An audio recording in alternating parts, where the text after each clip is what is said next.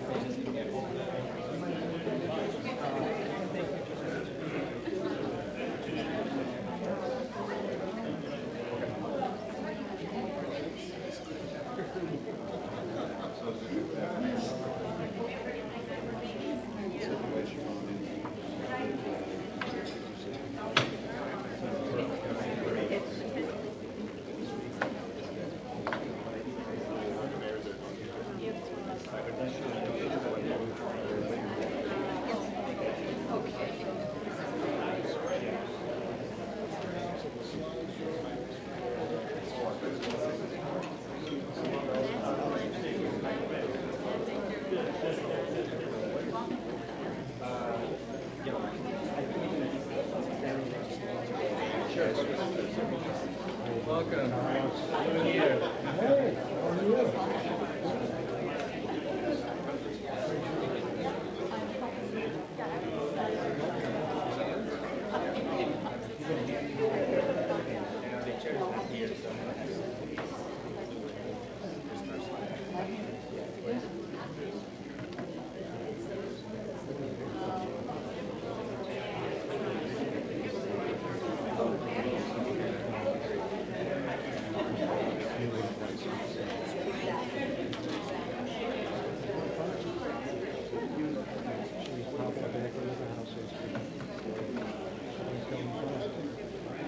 To sit any place here?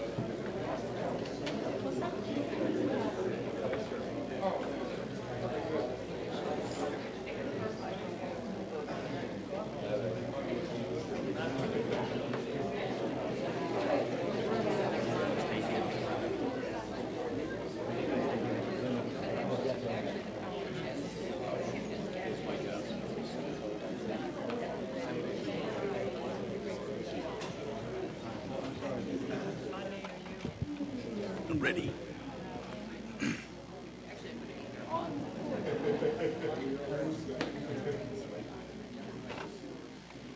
Wait, we don't have Peter either. I got 7 though.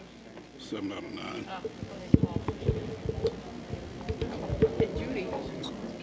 And Judy. Is Judy coming? I called Judy and I got her so tell you Judy's coming, but I didn't realize. We're going to start.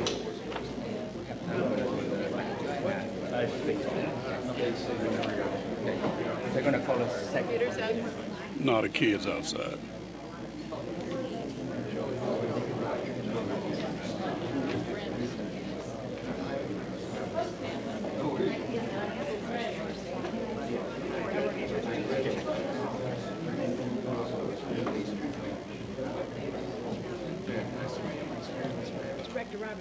Director Robinson. Yes, ma'am.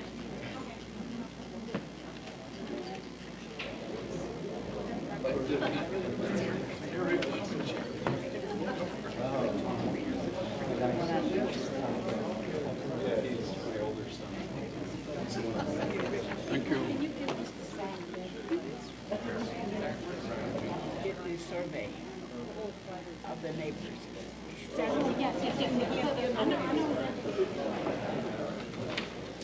And but at the bottom there are 3 the in-houses going around the corner. He wasn't sure we needed it, so he said take this and we'll go back and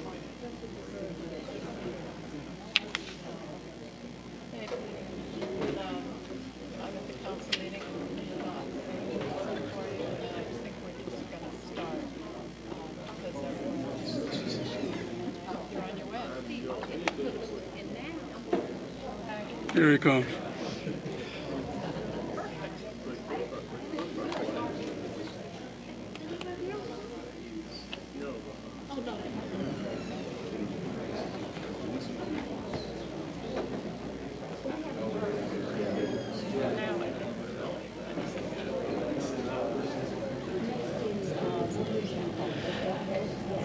City Clerk, would you call the roll?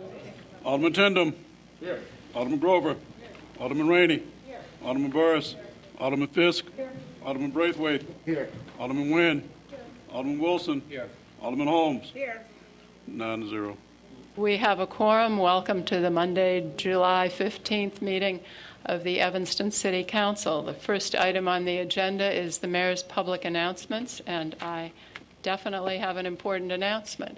On Tuesday, July 2nd, at approximately 9:30 a.m., the City of Evanston Lakefront Lifeguard Rescue Team heard a Mayday distress call from a boater who was already in the water after his boat sank about 1.5 miles offshore from the northwestern campus.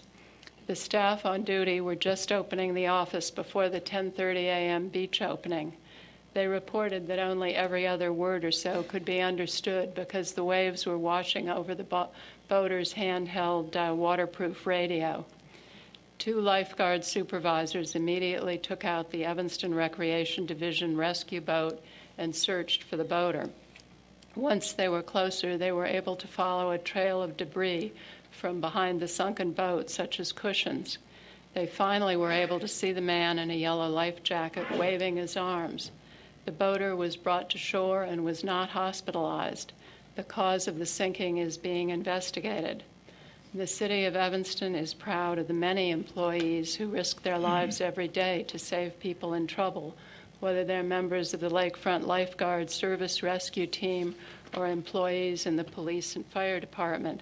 But I would like tonight to especially recognize the following, and I hope you will come up and accept your awards.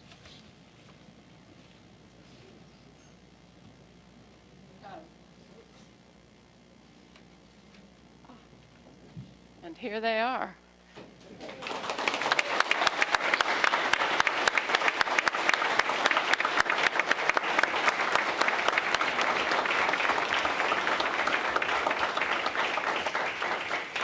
All right, Lifeguard Supervisor David Altman. David. Congratulations. Lifeguard Supervisor Jack Kilheffer. Did I say that right?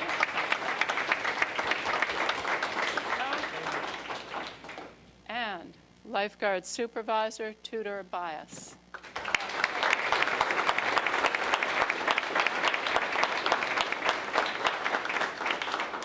Okay, now you each get to say something, or one of you has to say something. Aren't you the supervisor? I am the supervisor. Go for it. So, I guess these two gentlemen were actually the ones who went out on the boat, and I was the one who was talking with the gentleman on the radio, and I actually took over trying to reach the person in the water. Because the Coast Guard couldn't respond to them because their handheld signal wasn't strong enough. So that's how we beat the Coast Guard out there. But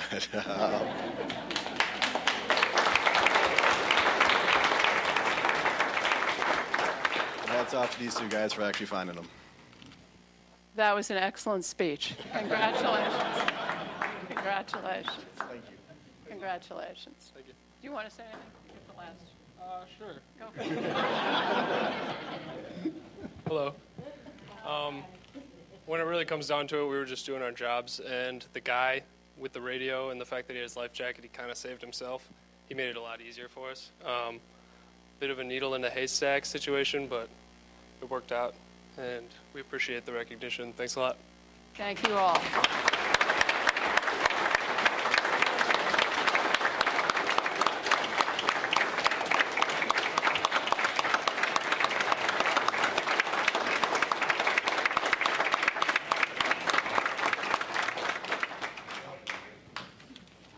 Next on the agenda, I get to stay here. We have the 2013 Preservation and Design Awards.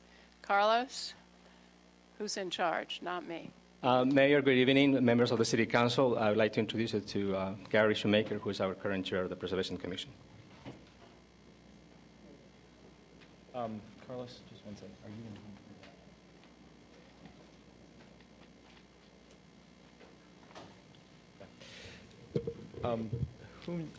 someone over there is going to be flipping slides for us tonight. Is that right? You are?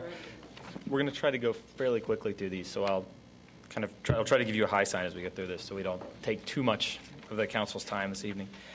First of all, I'd like to thank the council and the mayor for the opportunity not only to serve as chair and a member of this commission, but also the opportunity for us to contribute to the community in the way that we do, and also take a quick opportunity to thank Carlos for all the hard work that he does to help this commission continue its role and achieve its charge in the community. So, without further ado, every year the Preservation Commission undertakes the jury and solicitation of nominations for Preservation and Design Awards, and this year's awards were juried by Julie Liska of Liska Architects, who is an architect who specializes in bungalow restorations in the city of Chicago, by Susan Benjamin, who I believe is with us this evening, of Benjamin Historic Certifications, who has long time worked on projects along the North Shore and in the city of Chicago, preserving and maintaining the heritage of building and construction and architecture throughout our communities.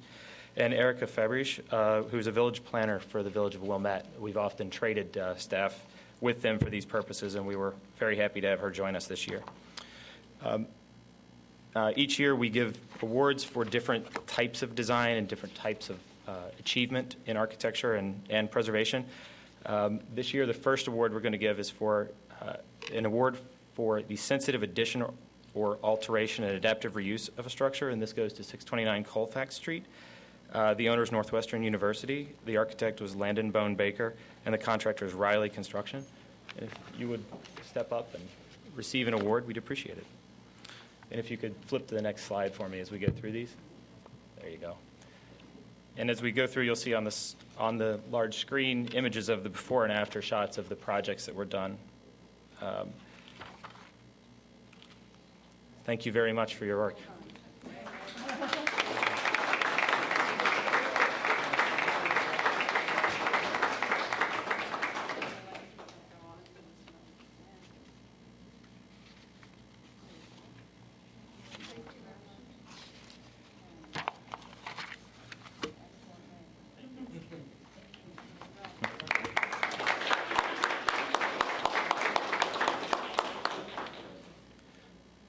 The second project award is given for sensitive alteration and rehabilitation of a structure.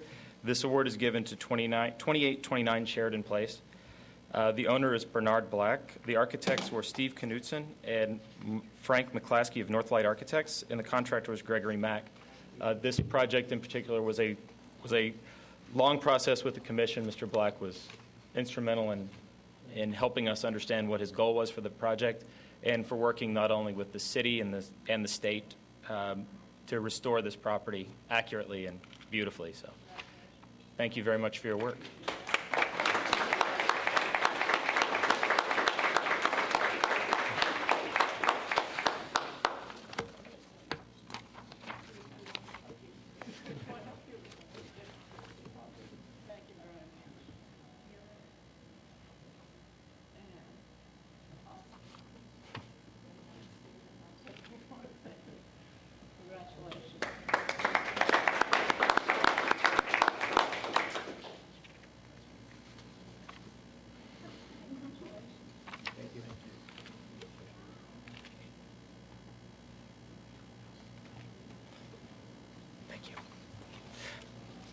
The next award this evening is given for proper rehabilitation or alteration of a property, and this goes to 2648 Lawndale Avenue.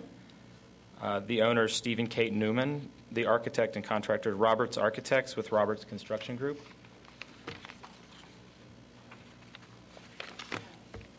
These particular projects are recognized for their sensitivity in restoration and update of modern features, including windows and porches and accessory structures.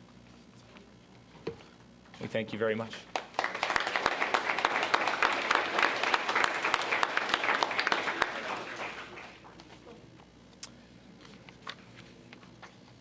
The next award is given for proper rehabilitation and restoration of a structure, and this one is given to 1814 Wesley Avenue. And this award is given to Keith and Ann Sarpolis.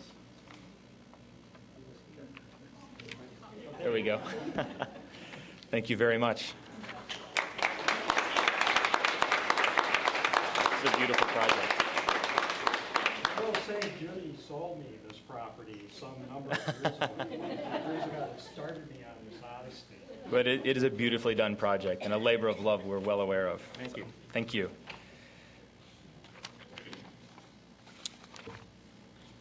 The next award this evening is given for adaptive reuse, which is something that's very important to the commission and to the community. And this one is given to 1200 Davis Street, also known as Royce Moore School. The architect is W. Thomas Dobbins, and the contractor is the Dobbins Group. Flip through the images for us. Thank you. You all know this is a very large project, and we're very happy to see this project adaptively reused and so beautifully restored and remodeled.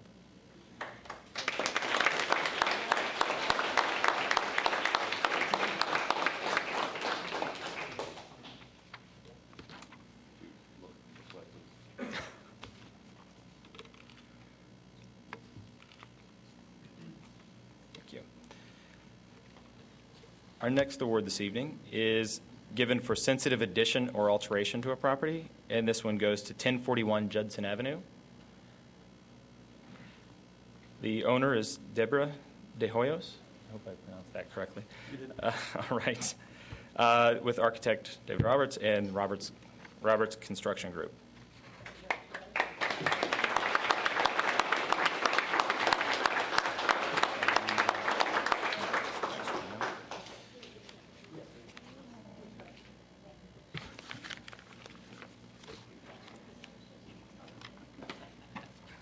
Thank you. The next project this evening that we're going to give an award for is the Award for Sensitive Alteration, and this award goes to 1014 Michigan Avenue. The owner is Thomas H. and Gail Hodges. What's that? They're not here this evening? This particular project is a rather modern building that we were very pleased to see the restoration and replacement of original material windows and structures, which the Commission was pleased to see an investment in continuing the legacy of this modern house.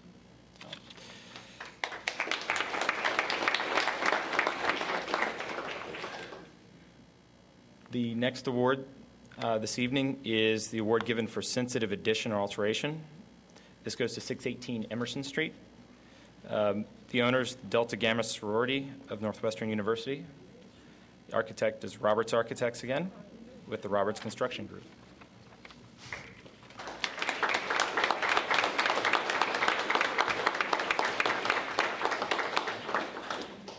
This is another example of something that's been ongoing at Northwestern and with the Preservation Commission. The university and the contractors and architects involved have continually seek to improve the design and the standards by which they add accessibility and entrance structures and egress to these buildings. So we thank you guys for your attention to these projects.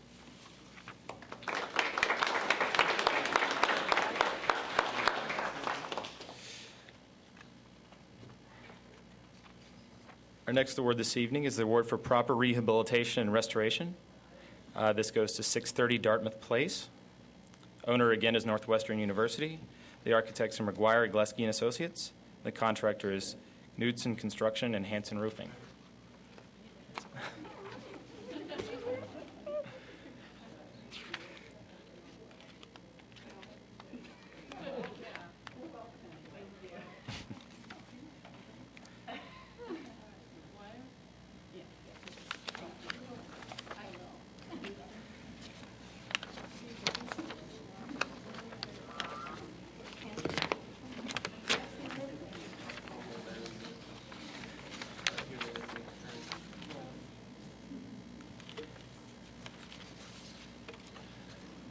Thank you very much.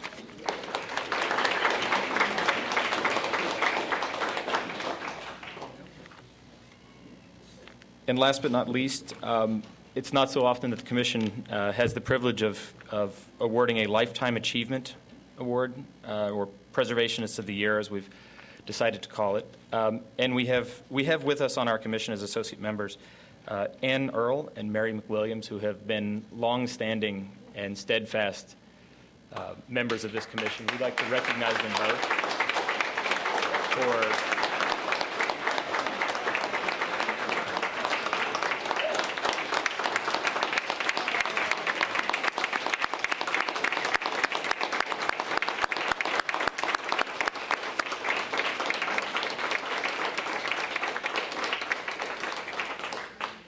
We'd like to recognize them both for their dedication to this commission and its charge, and for helping to guide this commission for many, many years in both its research role and also maintaining the overall integrity of this commission with regard to its standards and also its legacy in its own right. So thank you guys very much. We appreciate all that you do for this commission. Thank you.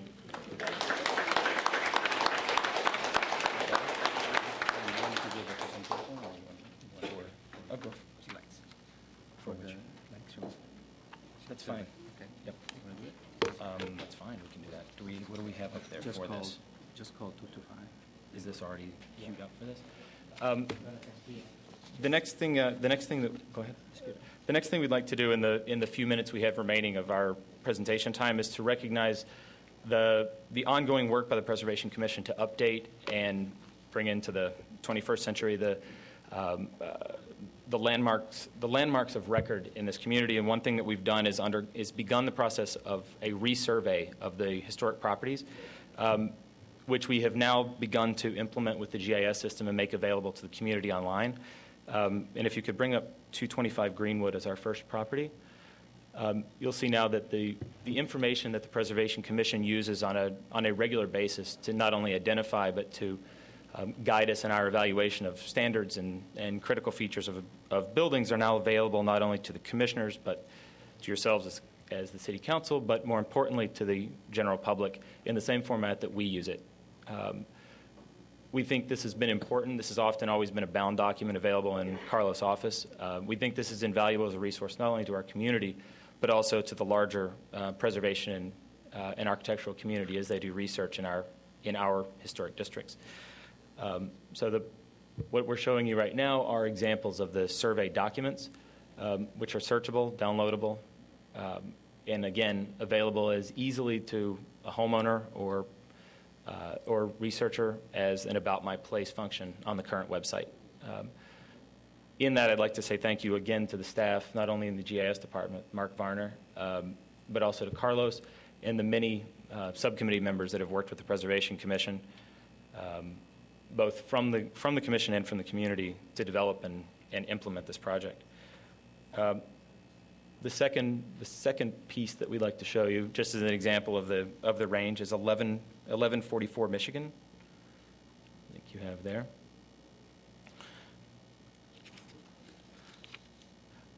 This has been a project that's been ongoing for, I think, 2 years. If you'll recall, we had submitted to you a request for a grant for your support in receiving a grant, which we were able to successfully use to resurvey the entirety of the Lakeshore Historic District. And I might add, with the invaluable help of Mary McWilliams and Anna Roll. So again, you see the quality of the information and the documentation that's now available online to the community. And the last piece of this is 1213 Judson. And again, these are just examples, so feel free to go home and look up your own house. At this point, we have completed the Lakeshore District, and there are 4 other districts that eventually need to be documented in the same fashion. So this is the beginning of a long project, which remains part of the charge of the Preservation Commission to continually update and maintain these databases. So, right? Just to note that also Mary McWilliams and Anna were very instrumental in collecting all the data that is part of the description of the buildings, in addition to the work from the consultant that they photographed and survey each building within the district. And then we also added all the information available at the time of all the changes that occur to those buildings as of 2000. So everything that we're doing is now up to date in this particular area. Thank you. All right. And I think that sums up our presentation for the year. Thank you again for the opportunity to serve and for your support. Thank you for doing a wonderful job. That website is tremendous. Thank you very much.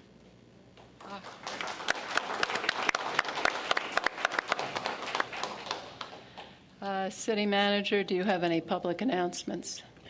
Yes, Madam Mayor, I have one announcement. I'd also like to extend my thanks to Carlos Ruiz, who they are very short-staffed up in planning right now, and so an excellent job in getting everything together. Thank you very much. We'd like to ask Jeff Smith to come up to give an update, Citizens for Greener Evanston. It's a wind energy update. Jeff? Thank you. You can undim the lights if you want to. Thank you. I'm used to being in the dark. Thank you, Madam Mayor, members of the council, Mr. Acting City Manager, and other guests in attendance.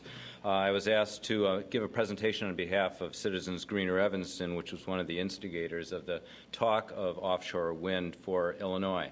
The status of offshore wind in the Great Lakes had surfaced and advanced in numerous other states, but hadn't received any serious discussion for the Illinois coastline until suggested out of Evanston as the single largest carbon reduction strategy of the Climate Action Plan, which was adopted by this council several years ago.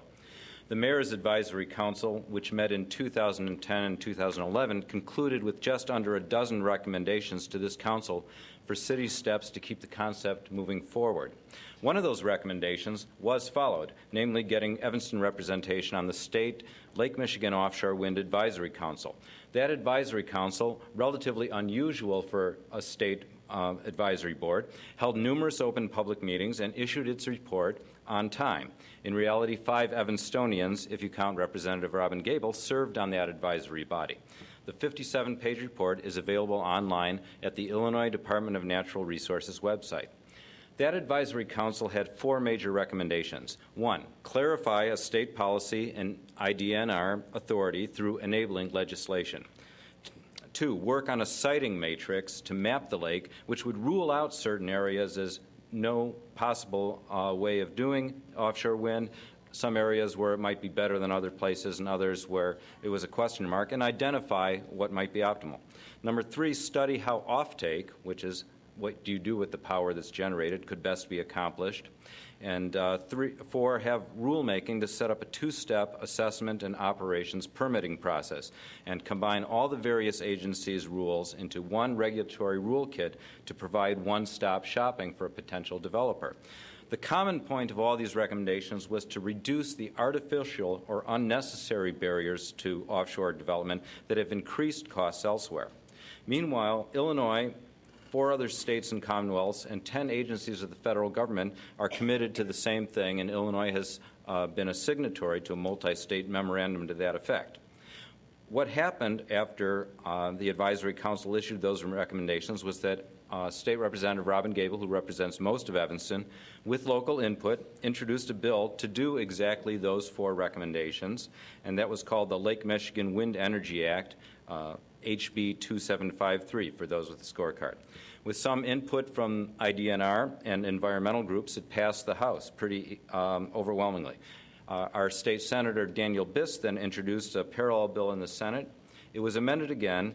It passed the Senate unanimously. And then it went back to the House where they had to vote on the amendments, and it again passed overwhelmingly with bipartisan support. I think the vote was 108 to 9. So again, a rarity for Springfield. It's sitting on the governor's desk where we expect it will be signed. The movement out of committees even made news on blogs overseas and in Europe. If this is signed, it will establish the legal authority which was totally absent when Evanston sent out its RFI and got back only a couple responses. It will send a strong statement that Illinois is open to the idea of offshore wind development, provided that we meet all the environmental hoops, hurdles, and barriers that any such project would have to meet. Meanwhile, a couple of surveys have been done, one by Environmental Law and Policy Center and an informal online poll by Citizens Utility Board, both showing relatively widespread local support for the concept. CGE has partnered with a research team from the University of Michigan to do a paper survey that reached probably an older and more conservative audience than online respondents. It relied somewhat on self-response, but the results were consistent with what other polls have shown. A lot of folks still don't know about offshore wind, but it turns out that the more they know, the more likely they are to support it. The final thing that's going on is that there has been a buoy placed in the northern waters of Lake Michigan through Grand Valley State University and a Department of Energy grant. There was $180 million committed by the federal government to study offshore wind in the Great Lakes. That's because it's an enormous energy resource. The Department of Energy's NREL suggests, that's the National Renewable Energy Laboratories, estimates that there's up to 22 gigawatts of energy offshore just in the Illinois portion of the Great Lakes.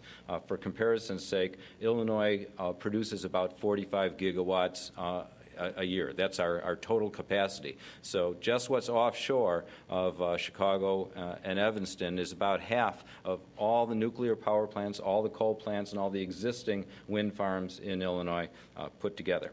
So, but we don't really know the total amount until you measure the wind.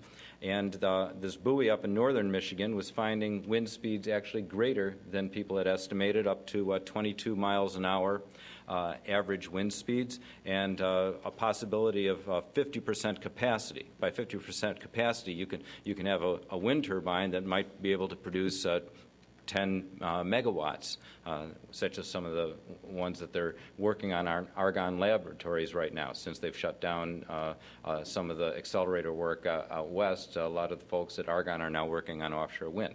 But if the wind never blows, the capacity is theoretical only. So 50% capacity means that it's blowing all the time. And if you've ever been out on the Odyssey or one of these tour boats, you know how windy it is. This buoy, unlike the expensive anemometers that you have to mount into the bottom of the lake and then put way up in the air, relies on what's called LIDAR, L-I-D-A-R, which is a sonar-like technology, very, very accurate, producing data all the time. So what we want to do is bring that buoy down to the southern end of Lake Michigan and see what type of resources we've got here. CGE is partnering with Northwestern, Illinois State University, Argonne Labs, and a number of other participants. And we've got enough people partnered in that if everybody just put in a little cash, it would be enough to fund a year's worth of the study, and also in the process generate some data on the birds and the bats that are flying through the area. We've applied for some grants, but I would urge the city to be open to a request for this as an economic development opportunity that would also satisfy 4 of the recommendations of the Offshore Wind Advisory Council, namely numbers 3, 5, 8, and 11, if you go back and look at those recommendations. It's been estimated by NREL that one 500-megawatt plant offshore of Illinois could produce 2,500 construction jobs and 200 to 300 full-time equivalent permanent jobs. These aren't when we say construction, this isn't just hard hat jobs. These are high-paying, high-quality consultancy, environmental engineering, and jobs and the like, for which Evanston could make itself a center. Thus, it's not only an economic development opportunity, but a branding opportunity. There's 14 wind companies that are already headquartered in Illinois. Evanston should be one of them.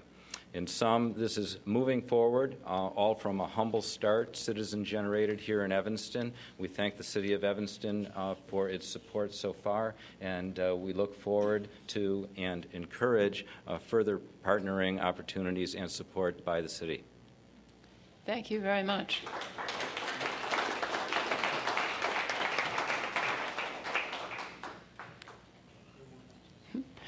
City Clerk, do you have communications for us?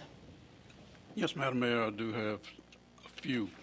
For those who may need assistance repairing your home after the storms and flooding of April 16th through May 5, 2013, the Small Business Administration, along with FEMA, offering federal disaster loans for homeowners and renters for your disaster-related losses, up to $200,000 for real property, up to $40,000 for personal property, and interest rates as low as 1.688, and loan repayment terms up to 30 years. You have until July 24th to apply to see if you are eligible for that. So if you have any problems with the flooding during those times, please get in touch with FEMA as soon as possible, no later than the 24th of this month. If you have any other information that you want to find out, then you can contact the clerk's office, and we'll also put it on the website. That is all, Mayor. Thank you very much. Next on the agenda is citizen comment. Because of the number of citizens signed up, each one will have 1 minute and 15 seconds, and we should be able to get through this in 45 minutes. I'm going to call the first 4 names. Please come up and give your name and address, and we're delighted to hear what you have to say. First is Ken Deans, Joey Rogers, Father Oldershaw, and Ralph Zazumba. I'm sorry, 736 Central. Ralph, I apologize. Good evening. Good evening. My name's Ken Deans. I live at 2513 Prospect Avenue in Evanston. I'm a third-generation Evanstonian, and I'm here to comment about the gun ban. My first question regarding the rifle ban is why now? Is there a recent crime problem with these kinds of firearms in Evanston? Is Evanston prepared to identify, arrest, and prosecute citizens who cannot or do not comply with the ban? And if not, why not? Is Evanston prepared for a costly defense of the ban in court? Literally millions of these affected firearms are in the hands of law-abiding Illinoisans. How many are in Evanston? I've got some statistics here. I won't bore you with those, or lest your eyes roll back in your head. The ban stands to create criminals out of law-abiding Evanstonians who unwittingly violate the ban, yet will have zero impact on true criminals. Demand for firearms by criminals will not be affected. The ban contains no sanctions on criminal activity. And finally, this seems to me to be a classic case of a solution looking for a problem. Thank you. Thank you.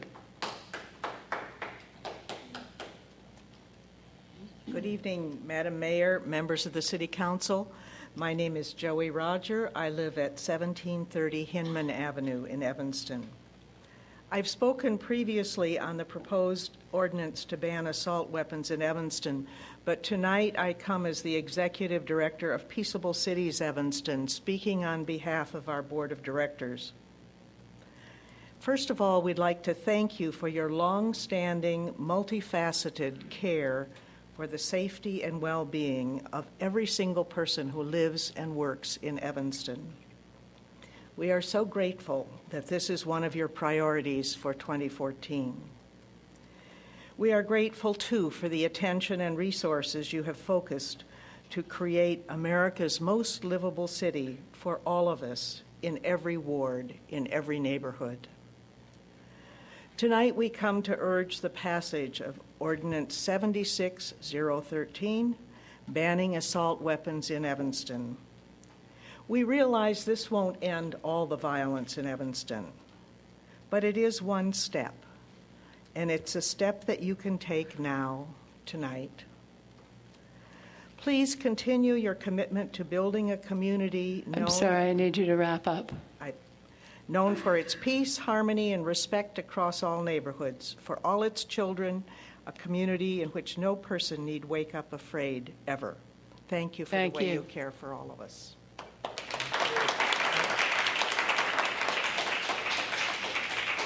I am Father Robert Oldershaw, Pastor Emeritus with St. Nicholas, also a lifeguard emeritus of Evanston. And I live at 2244 Sherman Avenue. Madam Mayor and members of the City Council, just a word to thank you for your work on the ordinance and to urge you to vote this evening to ban assault weapons from the Evanston community. Madam Mayor, I heard you say last fall in the wake of Deja Coleman's death and again at Justin Murray's funeral, and since then, that we have too many guns in this community. We must work to get guns off the street. I've heard strong words, too, from Alderman Grover after you witnessed the gunshots this spring across the street from ETHS. We may not be able to get all guns off the streets, but the banning of assault weapons will be a powerful, powerful step. So I ask you to do it tonight for Deja, for Justin, for Javar, and for all the other young people of this community who have lost their lives to gun violence, whether it was last year or 17 years ago. Do it tonight for their families who, like the biblical Rachel, grieve for their children, for they are no more. Do it tonight for the many Evanston youth whose bright promise, your words, Mayor, remains endangered by senseless acts of gun violence. Do it tonight for the common good of the people of Evanston and the larger community. Please do it tonight. Thank you. Good evening, Mayor Tisdale, members of the City Council. I'm Ralph Saremba. I support a ban on assault weapons in Evanston.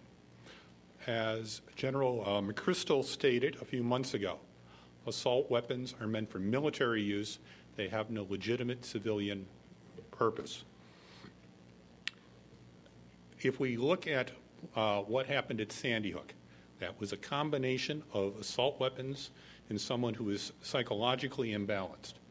Therefore, if we are forced to allow assault weapons, I suggest that the permitting process include a psychiatric evaluation of anyone who wishes to own these weapons. Thank you. Thank you.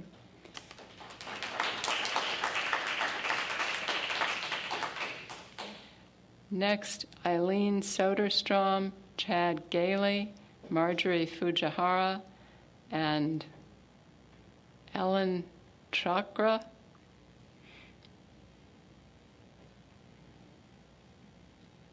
Good evening, Madam Mayor and members of the Council. My name is Eileen Soderstrom. I reside at 2204 West Greenleaf in Chicago, just over the border.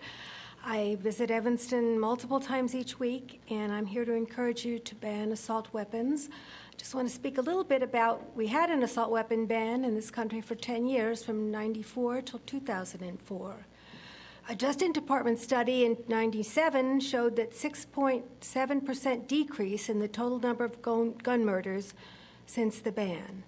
Another study published by the University of Pennsylvania in June of 2004 showed that during the 9 years of the ban, the use of assault weapons in crime declined by more than 2/3.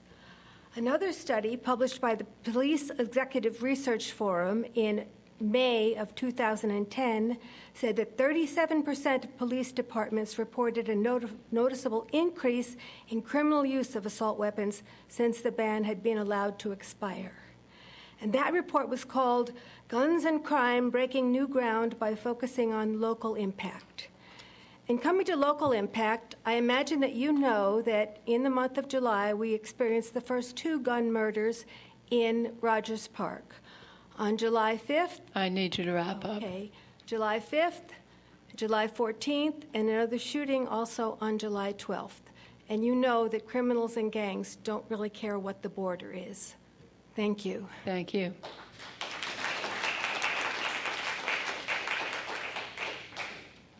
Hello, Madam Tisdale, council members. My name is Chad Gailey. I live at 1019 Sherman Avenue.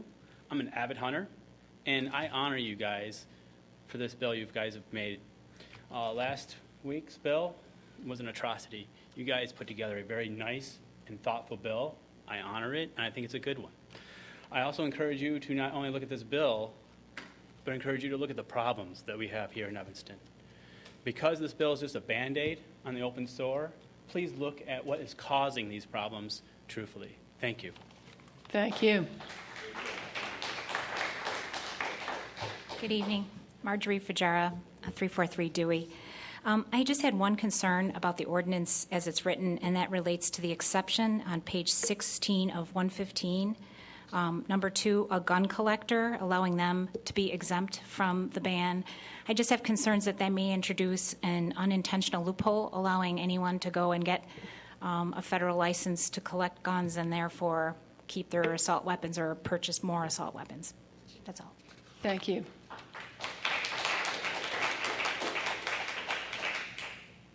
Ellen Kiyaka, 736 Central Street. This is my 4th time speaking in favor of the assault weapon ban. Previously, I have talked about caring for dead and dying children in the ICU and ER, and now I practice in a clinic in Uptown, where I recently witnessed a shooting. And there I care for the dead and dying souls of children and their families who live in the midst of community violence, who have witnessed brutal gun violence, who have PTSD just as our returning soldiers do. My 13-year-old daughter came home from school crying shortly after the Sandy Hook massacre. There was an active shooter drill at Haven where she goes to school, but the children were not told it was a drill until afterwards. My daughter was holed up in a cabinet with another girl crying, saying, "What if I never see my mom again?" Why should our children be put through this emotional torture? Tonight, I implore all of you to do the right thing, pass the assault weapons ban. Banning weapons of war in our communities is the first step towards stemming the tide of the epidemic of gun violence in our society. Thank you. Thank you.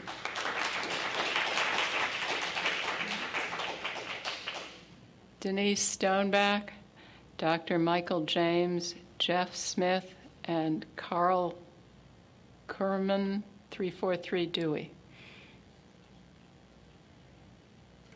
Honorable Mayor Tisdale and members of the Evanston City Council, my name is Denise Wang Stoneback. I am a resident of Skokie. I was born in Evanston. I'm here to speak to you about the assault weapons ban. We have all seen what happens when ordinary citizens take the law into their own hands.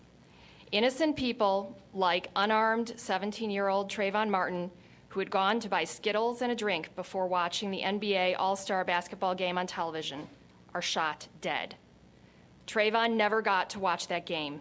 Trayvon will never be able to watch another basketball game. He's gone forever. An overzealous neighborhood watch volunteer carrying a gun killed him. There are often no second chances when it comes to guns. If a gun is involved, a heated confrontation becomes a deadly confrontation. One bullet and it can be all over in a split second. Contrary to what the gun lobby would like us to believe, an armed America is not a safer America. Now, sadly, concealed carry has come to Illinois, and home rule municipalities are being stripped of their authority to ban assault weapons. Assault weapons are made for war. No one but law enforcement and the military should be allowed to possess them. The only war that is really killing our citizens is the one on gun violence we are waging against ourselves.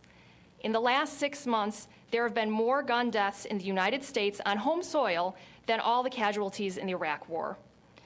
Yesterday, reacting to the aftermath of the verdict in the Trayvon Martin trial, President you to wrap Obama up, Denise. Sorry. said we should all ask ourselves if we are doing all we can to stem the tide of gun violence that claims too many lives across this country on a daily basis. Please enact the ban. Thank you. Thank you. Dr. Michael James, 326 Callan. On Tuesday, I watched children play to my north and south because there's 2 playgrounds on my street, and it was beautiful. They were playing, they were happy, black and white, Hispanic children playing. But then something bothered me because that silence of children playing now has now erupted into gun violence, assault weapons, concealed carry. Where are we headed, folks? That the children cannot go outside and play anymore. And that's my concern. I am not going to tell you how to vote. I'm saying again, we as a society must come to terms that this is a problem and both sides must sit down at the table and find a solution. I charge everyone in here to sit down at the table over coffee, and we must come up with a solution to this problem by any means necessary. Thank you.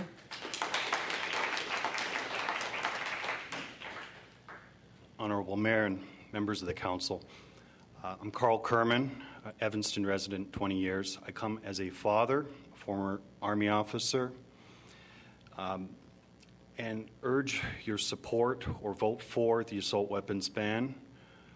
With all respect to those who invoke their Second Amendment rights, the right to self-defense and own weapons, I'd like to say that this ban represents a step in a journey of 1,000 miles to end the culture of violence in our country.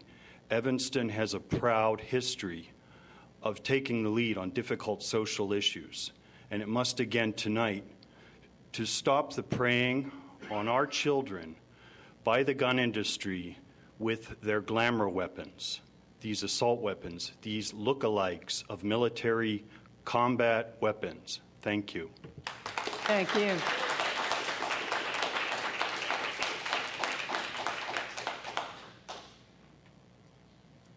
Madam Mayor, members of the council, I'm not a gun owner or a collector. I don't have an FOID. I've been the victim of violent crime. A family member of mine was 3 times the victim of gun crime and was shot and nearly died from it. I have no bias in favor of guns. However, I have a bias in favor of the city doing the smart thing. I agree with all the emotional arguments I've heard tonight. The facts don't support a ban on what are being inaccurately called assault weapons. If you look at the 300 million guns that are out in America, the 100 million gun owners, it's clear that the vast majority of gun owners, including so-called assault gun owners, are not committing crimes with them and will never commit crimes with them. If anything, statistically, those who own so-called assault weapons are probably safer in their ownership than others, and statistically, they're certainly safer with what they own than car owners are.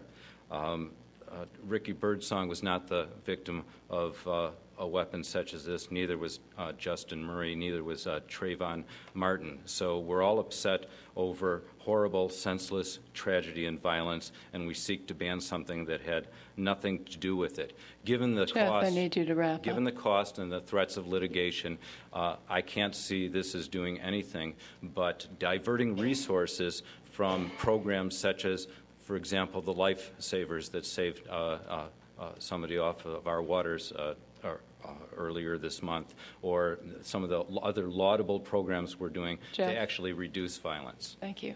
Thank you. Next is Lee Goodman, Carolyn Murray, a name I'm not even going to try, 716 Brummel, my apologies, and Virginia Schubert. Good evening, Lee Goodman, former Evanston resident, current Northbrook resident. A town can be but what to be. So many people only see the sticks and bricks, the yards, the trees. A town is people, the yous and me's, the lives we live, the ways we can be. Will we be frightened or will we be free? To walk alone, to stand in threes, to be ourselves and not be seen as something strange or threatening. A country can be what it wants to be. It can lead the world, but only if its towns are free, if the people at home find security by embracing each other, if its townsfolk feel safe, a country can find its destiny. A world can be what a world this could be. Or it could continue to just let things be, to just let its people fight and suffer and bleed. A world made of countries, made of towns, should foresee that the things that it does and the things that it says and the rules that it sets shape the way things will be. This town can act. This town can lead other towns to accept the essential decree that we love one another, that we live peacefully. The voice of the people can make history. We can make this town what this town can be. I need you to wrap up, You can make please. this town what we want it to be. Thank you. Thank you.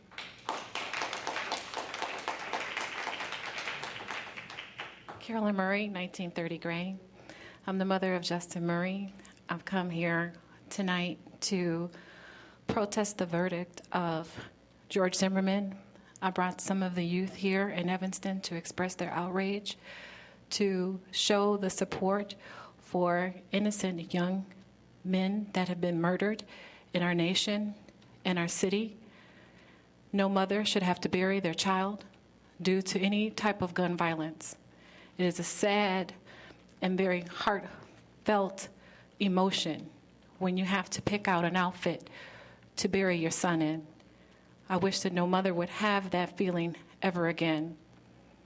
So the kids came out tonight to just express how they felt when they heard the verdict, when they heard the travesty in the murder of Trayvon Martin. Thank you.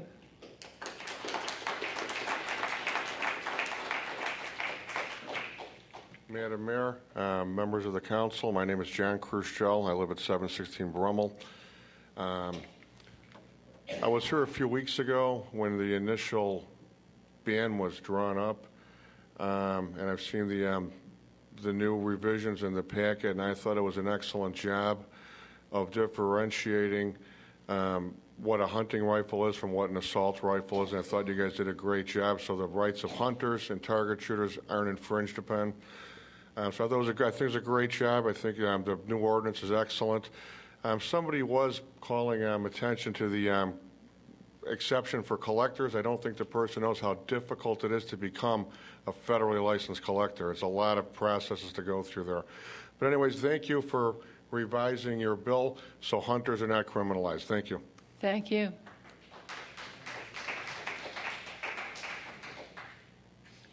Virginia Shelbert, 2523 Asbury.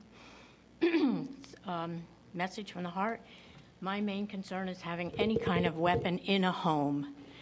Having been being in nursing at Children's Memorial Hospital in the city, the gunshot wounds or the DOAs, the children that arrive dead on arrival because of a weapon in the home, often killed by another child, somewhat older, maybe sometimes younger.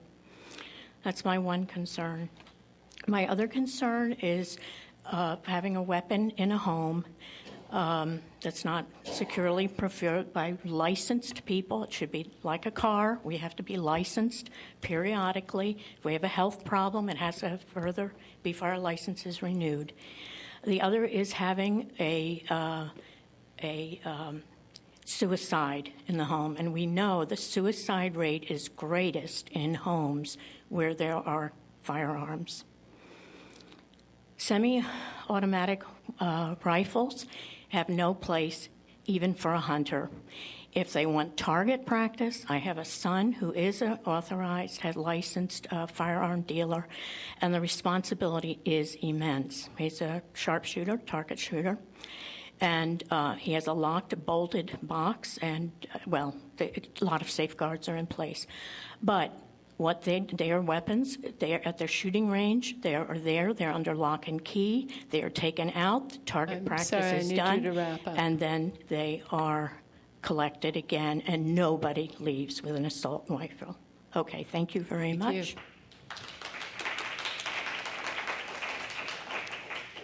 Next is Mike Weissman, Carla Willis, Kristen Shelbert, and Todd Kennedy.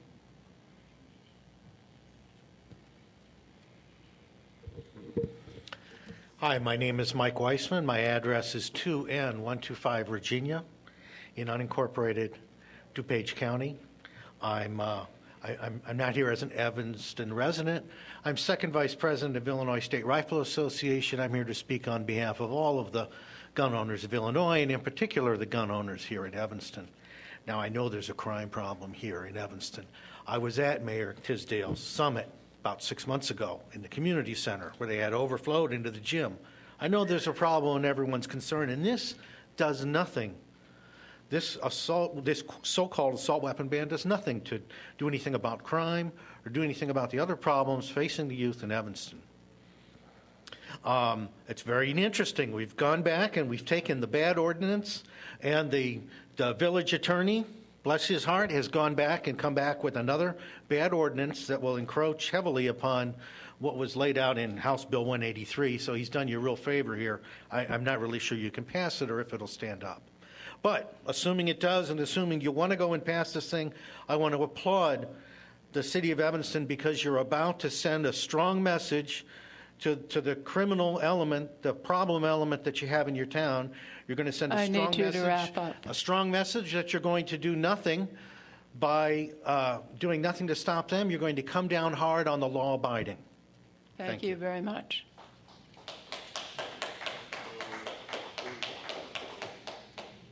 Hello, my name is Carla Willis, and I'm at 1333 Maple Avenue here in Evanston. I'm a very proud resident of Evanston. I've been here for 15 years, and my husband and I we're raising 3 daughters here. I want to thank you for, in advance, for what I hope is going to be passing this ordinance. I also want to say that it has, the modifications to the ordinance address many of the objections, some of which were legitimate. It will not make criminals of law-abiding citizens because it has a much more rigorous definition of assault weapons, namely the weapons that should only be in the hands of the military and the police. It also does provide sanctions. And I just want to say that the residents of Evanston overwhelmingly support this ban, and we will not be intimidated by the gun lobby. Thank you. Thank you.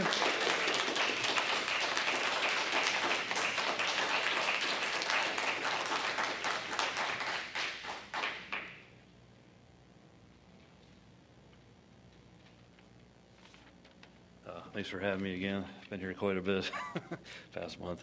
My name is Todd Kennedy, 830 Reba Place. I moved here a couple years ago. I'm a libertarian, so I'm against this ordinance. Every libertarian should be. We're for rights of everybody, whether you're gay or firearm owners. Basically, any rights that people should have, self-defense, whatnot, we should have it. I sent you guys some information via email, and you took a lot of my suggestions here on this new ordinance, this revised one. It is better. The other one was very draconian. This one's a lot better. But I have a lot of questions, and I was wondering if you could announce to everybody who to contact or who to ask about any questions on this, because a lot of this is vague, and there's a lot of things here that kind of make sense and kind of don't. I was wondering if you guys could announce that later, of who to ask if you have any questions. If you have questions, why don't you just email them to me, and I will get them to the correct person. Okay. All right, thanks. Appreciate it. Thank you.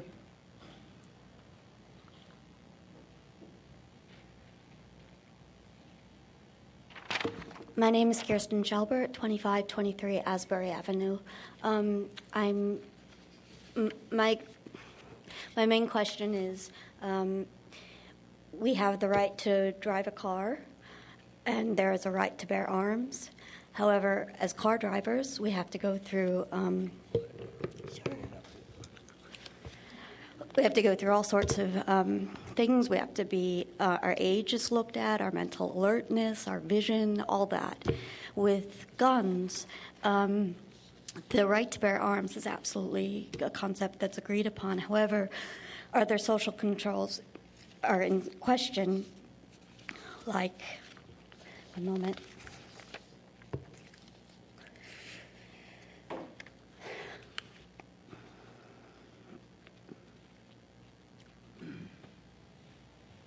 Sorry. It's okay. Just what I don't understand is that with cars, you need registration, you need license, you need a certain age to reach to legally drive, you need traffic regulations, state laws, on-the-road training, driver safety, basic motor vehicle operations knowledge, vehicle control, and good habits. How is having a license to drive different from having a license to bear arms? Why? Not everybody who drives has to drive a Humvee, and just anyone who has a gun or has that right does not have to use an assault weapon. Thank you. Thank you very much. Next is Junad Risky, Mary Rosinski, Camille Blackowitz, and Chad Gaddy.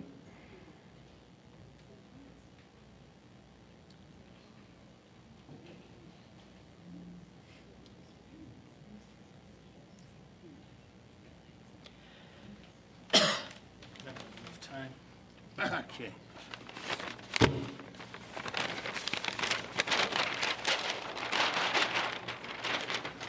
Junad Risky. The city's held a bunch of meetings to sell Lighthouse Beach Park. Basically, the public does not know the truth, what is going on. The city has distorted things. Basically, in those meetings, the issue is 2.5 acres of public parkland has been put up for sale. 60% of the city-owned land of the Lighthouse Landing Parks. And that's not the Lighthouse Parks. That's what's been discussed. Our mayor said I would not sell one blade of parkland grass. That's what she said. But in closed-door meetings, she wants more money.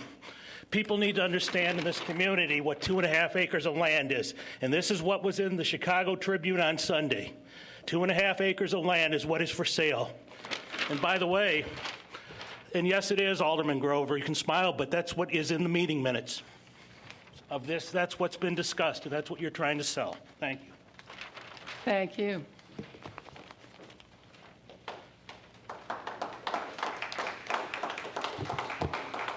Hi, my name's Mary Rosinski. I reside at 1729 Chancellor, and I'm here also to say that I think that the potential sale of the Harley Clark Mansion or even the negotiations on this parcel should stop, because I don't think that people in this city know that you're contemplating selling 2.5 acres of our parkland. I think that the RFP went out with specific boundaries and saying the building and 37,000 square feet. And what came back to you was an unsolicited offer to purchase 2.5 acres of our parkland. And I think if you were to move forward with this, it would just demonstrate how out of touch you may be with your constituents and the things that we truly hold and cherish to our heart and what make the heart and soul of our community. So I really would encourage each of you alder people to hold a ward meeting and ask your residents, your constituents, are you prepared to start selling the limited bit of parkland that we have in this community?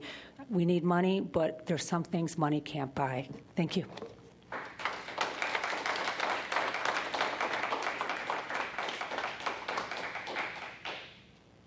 I'm Camille Blackwoods. I live at 806 Colfax, and my iPad just went off, so there I am. I would like to raise two issues that are from the expensive and laboriously produced planning documents that the city produced. One, the comprehensive plan, which Alderman Nguyen and Rainey were on the city council at that time, reminds us to amplify what Mary said about the quantity, that the city of Evanston has only 50% of the parkland that is specified as optimal for a city of our size by the National Park Standards, less than 50%. That document goes on to suggest that we have more parkland, not less parkland. The second document is the Lakeshore Master Plan, which was subsequent to this, and Alderman Wynn, Holmes, Rainey, and then Alderman Tisdale served on that council. That document says the Evanston lakefront is unique in its openness and accessibility when compared to other communities across the North Shore, and is one of the most compelling reasons people choose to live in Evanston, and I might say stay in Evanston. The plan goes on to detail many ways that you can achieve protection of the lakeshore, and they also say no private commercial uses are suggested. The uniqueness of this lakefront is one reason I love to live in Evanston, but the other is that I live in a community that tries to do the right thing. I know that you are dedicated and hardworking public servants. I'm sorry, I need you to wrap up. Okay, I will just say privatization seems like an easy answer, but like most easy answers, it is the wrong answer, especially for Evanston. Parks are for the people, and community ownership and your stewardship are essential to this. Thank you. Thank you.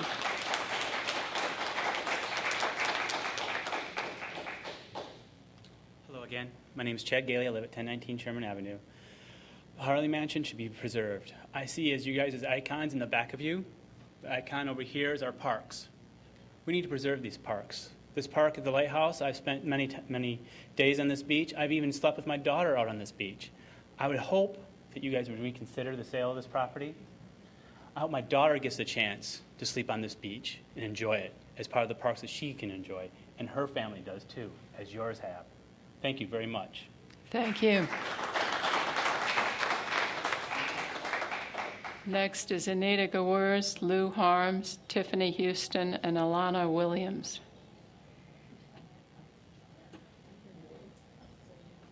Mayor Tisdall and members of the City Council. I reside at 713 Ingleside Place, which is in Ward 7. My family are frequent users of the Lighthouse Beach and Park. We have 8 tokens this year. And my daughter participated in the restoration of the dunes when she was a teenager. Now she's married with children. I'm concerned about the environmental impact of the proposed sale and development of the Clark Mansion because the blueprint to which Mr. Riskey referred includes a mammoth extension of the so-called boutique hotel, which will occupy the current public parking lot, and the parking lot will then be moved into what is now a park. The plan also includes a 200-car underground parking garage. I don't even think that Whole Foods, north or south, or both, can accommodate 200 cars. And if there were to be a celebrity wedding, such as the recent George Lucas affair, which occurred in Chicago, and you may know a public beach was appropriated for the purpose during daylight hours and the public was not allowed onto the beach, are we to expect that this will happen also at Lighthouse Park because money talks? And that's my third concern, and I guess I have to address Alderman Tendam because I understand that you are the recipient of a gift from Mr. Pritzker, and I hope that in discussions of this, and certainly in voting, that you will do the honorable thing and recuse yourself. Thank you. Thank you. You're welcome.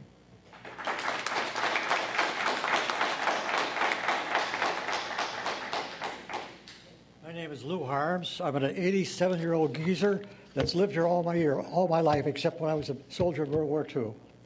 My childhood was spent in the parks. First of all, it was at the base of Lincoln Park, Lincoln Avenue, where the pumping station is, because my dad worked at the pumping station, and I used to go swimming there. I went to various beaches. The entertainment, the enjoyment that I got in the waters and swimming was priceless during my youth. And to see it in a chance that it's going to evaporate and go, it's going to be a terrible, terrible loss to our kids. Our kids need this sort of thing. They need the exposure. They need the beauty. It's something that you just don't forget. And I haven't forgot all the wonderful times I had on the beach. Clark Street Beach, Lincoln Beach, where the the pumping station is, and then further north at the lighthouse. It's an asset we just don't want to get rid of. We've got to hang on to it. It's priceless. Thank you very much. No, well, now you've got, well, yeah, you are, sorry.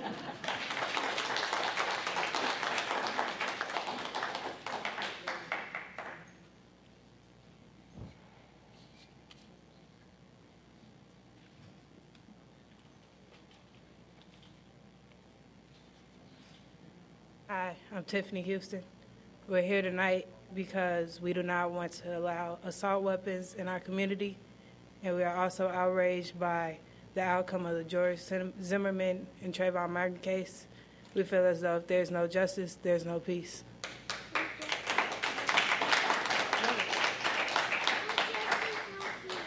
No justice, no peace. No justice, no peace. No justice, no peace. No justice, no peace. I am Trayvon Martin. Thank you very much.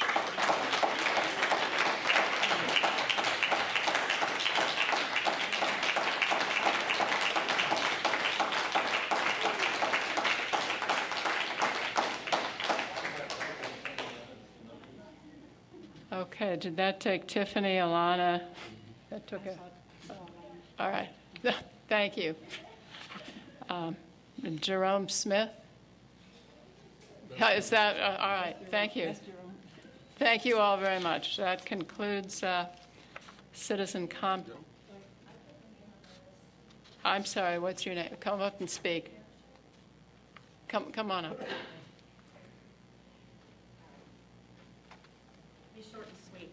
I'm just writing on the slide. Linda Damashek, 1318 Judson.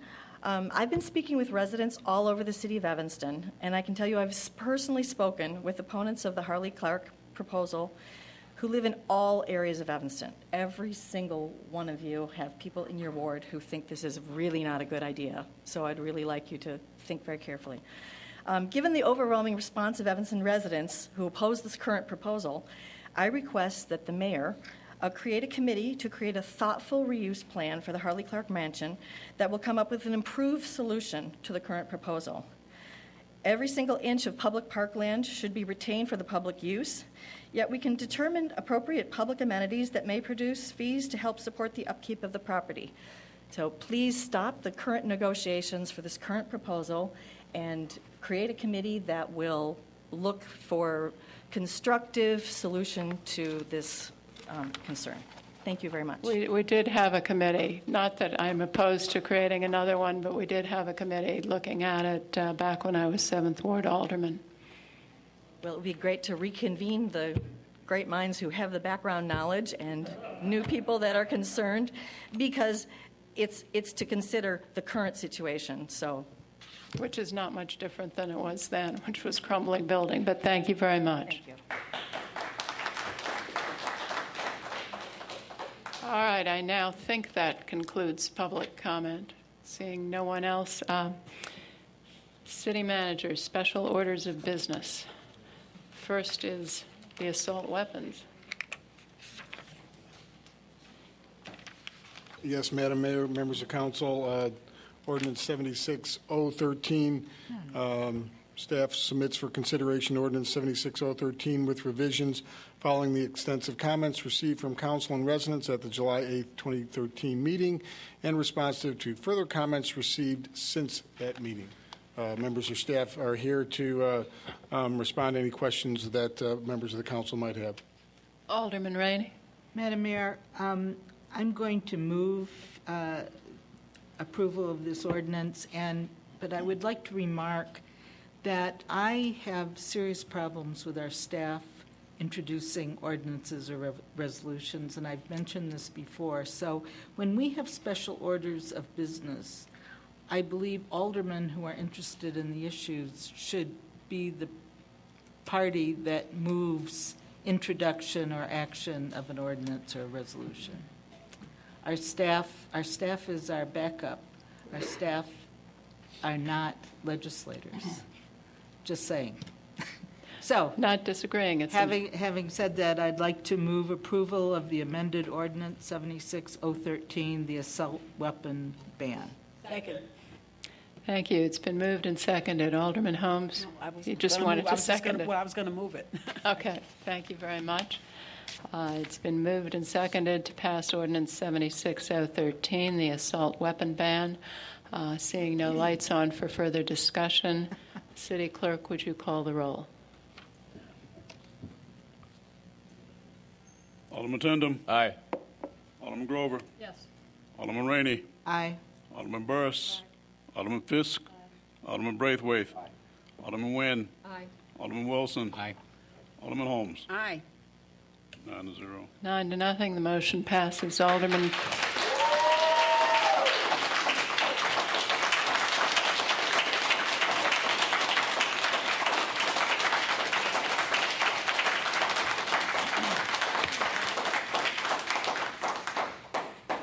Alderman Rainey. Madam Mayor, I think, as a member of the council, I would like to thank Alderman Wilson for clearing the air and clearing the way for the amendments. Hear, hear. and to making this more sense. Thanks,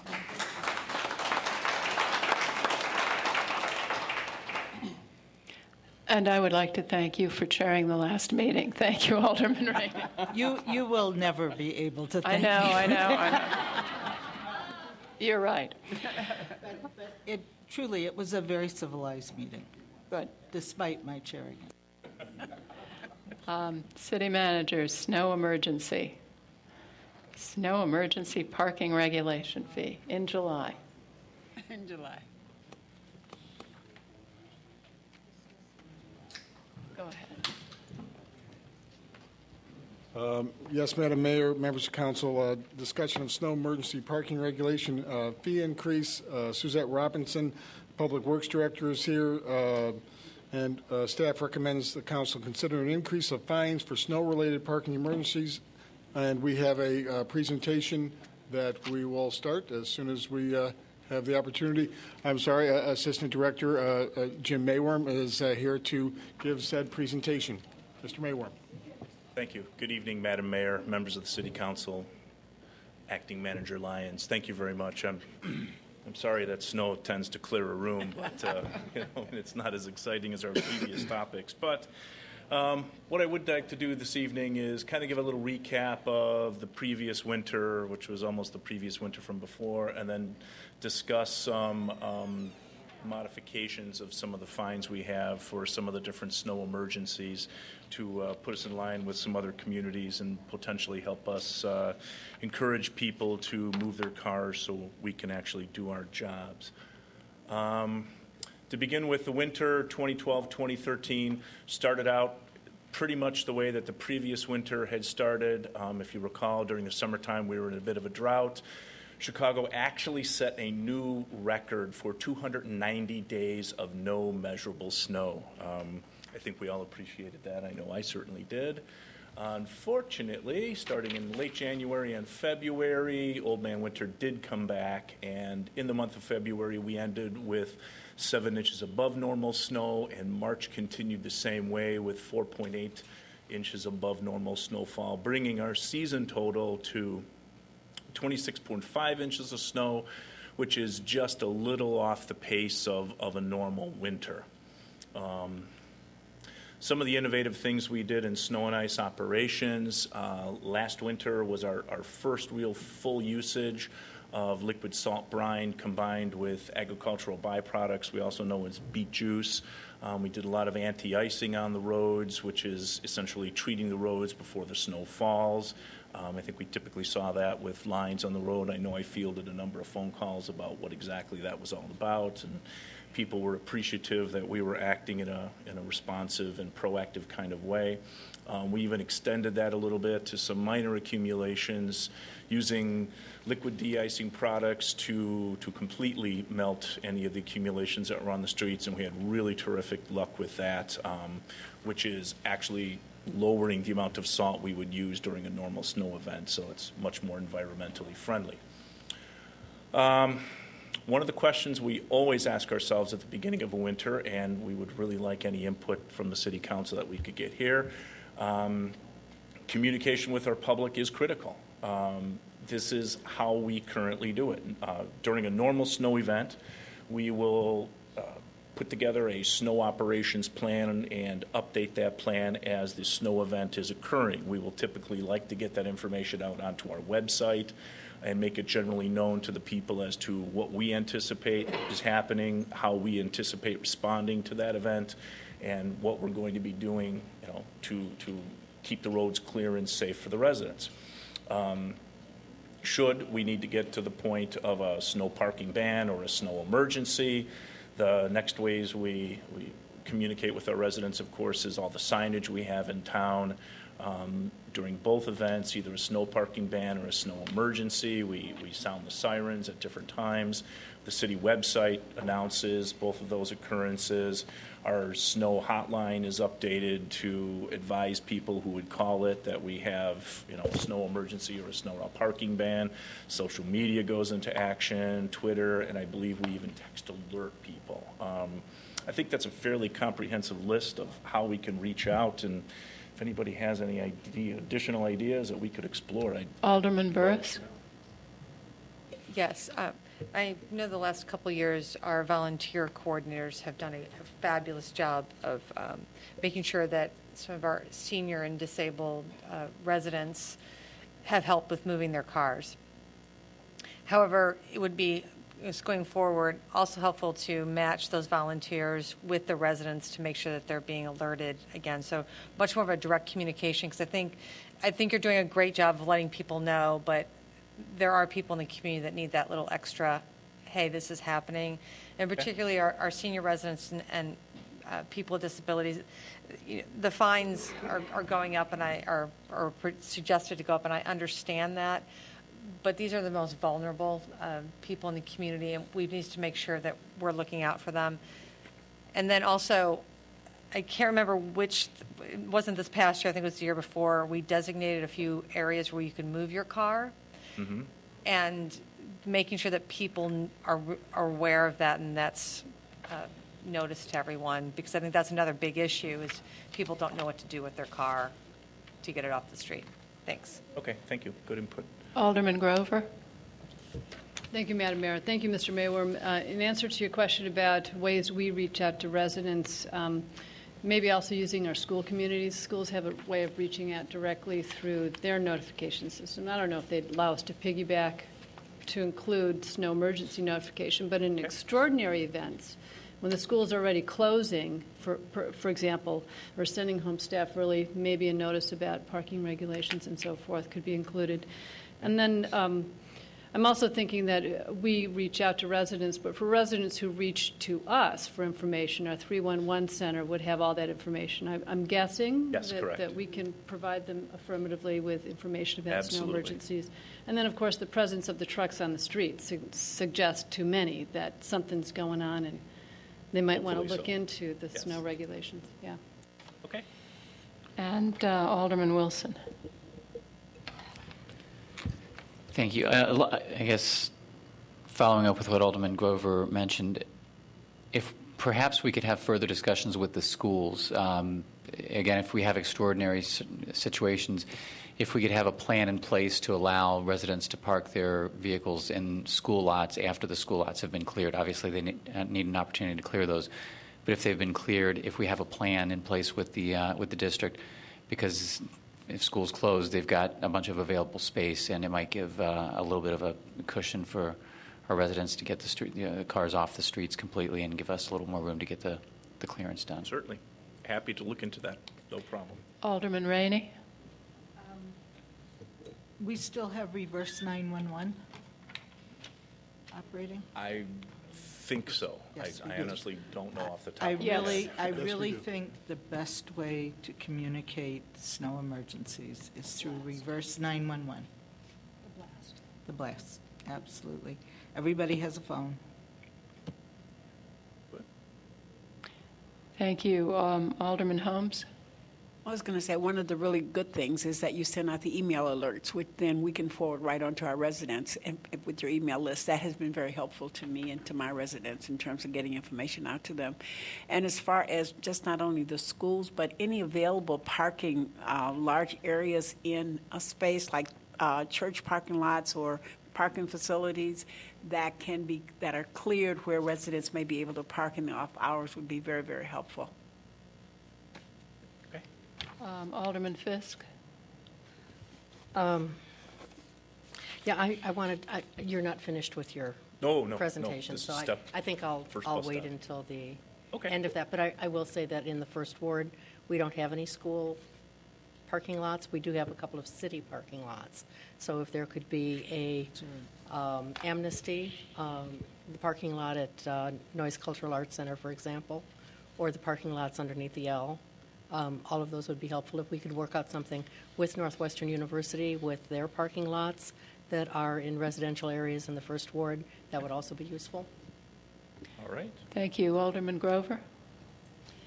Thank you again. Mr. Mayworm, if I subscribe to the text alert for the street sweeping parking regulations, would I also receive a text alert that there's a snow emergency or parking ban? I believe that to be true. I will confirm that, however, but I'm fairly certain that that's exactly how the system works. So even though I've subscribed just for the particular parking regulation on my street, for parking east, parking west, for the street sweeping, it could also be used then for snow emergency notification? And snow route parking bans too, yes. Great. Okay, to continue on. Here is the current levels of snow that potentially can implement either a snow route parking ban or a snow emergency. In Evanston, obviously, a snow route parking ban is 2 inches or more of snow. The occurrences are anywhere typically between 3 to 4 times per year. 4 inches or more of snow would typically constitute a snow emergency, and we may implement that 1 or 2 times a year. Before we actually decide to implement any kind of a snow route parking ban or a snow emergency, we really take into serious effect where our operations are at, what our needs are operationally, if our crews are keeping up with the snow, getting ahead of the snow, and even though we may have 2, 3, or 4 inches of snow and we can project that no real ban is necessary because we're doing a good job of keeping up with and cleaning the roads, we will not implement a ban. We've had success with just asking people to voluntarily move cars, which has worked fairly well, and then we just dispatch crews for the 2 days afterwards as if there was a snow emergency, and we seem to have worked that out pretty well. Alderman Rainey. I'm no expert on process or strategizing for snow emergencies, but I am an expert on this, and that is that the thing that gets people the angriest and most confused, not being consistent. We are not consistent in implementing our regulations regarding snow, and something you just said made me think about that. We have to be consistent. We will get much better compliance if we're consistent. Okay. We don't do what the signs say. We have to do what the signs say. Or we have to rethink the rules and make them so that we can be consistent in enforcing them. Okay. Thank you. Alderman Tandem. Thank you.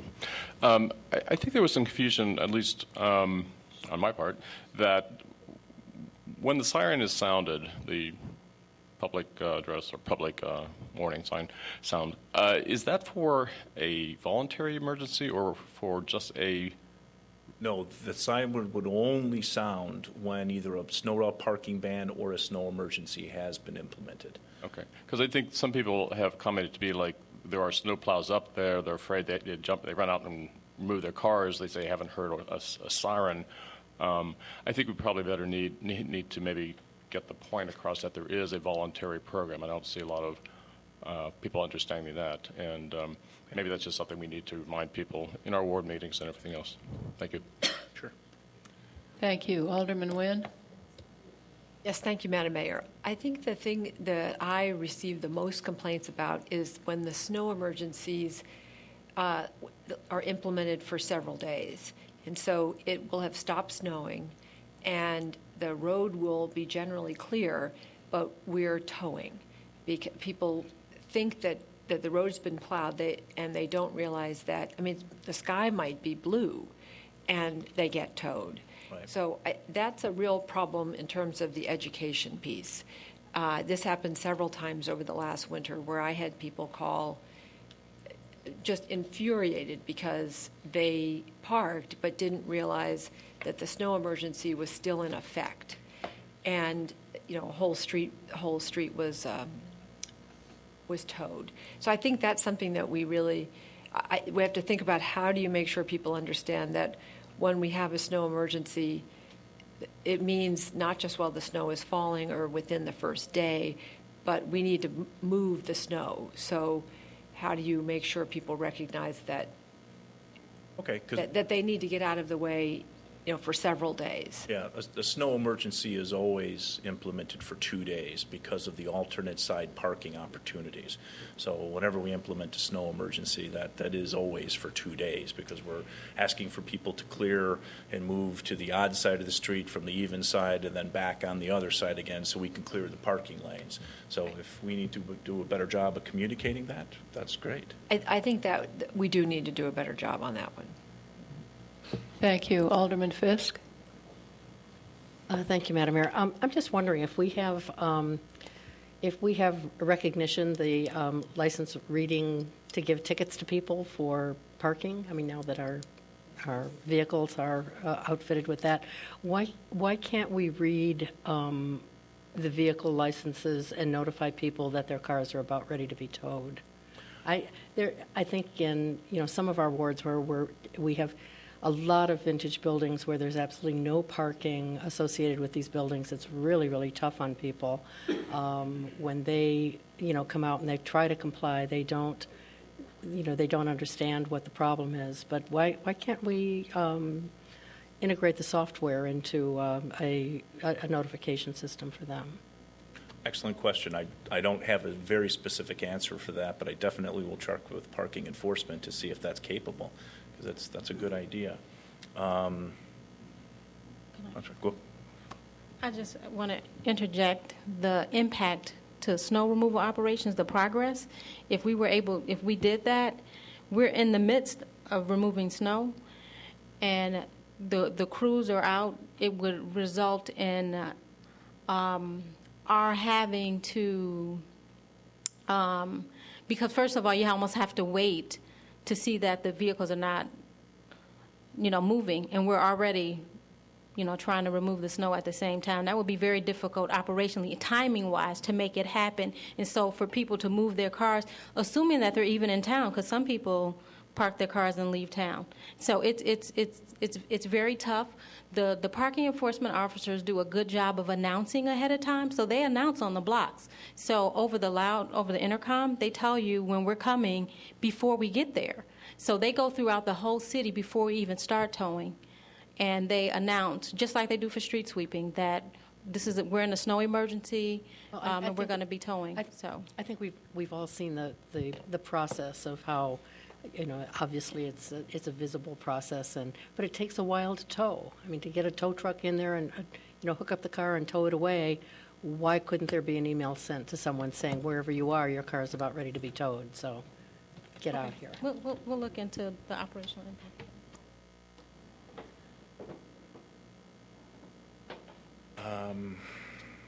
Quick question on the consistency point. Would it be everyone's desire that when we do get 4 inches of snow that we just automatically declare an emergency, or would we prefer to operate with a little bit of flexibility? What do our signs say? Our signs say after 4 inches of snow.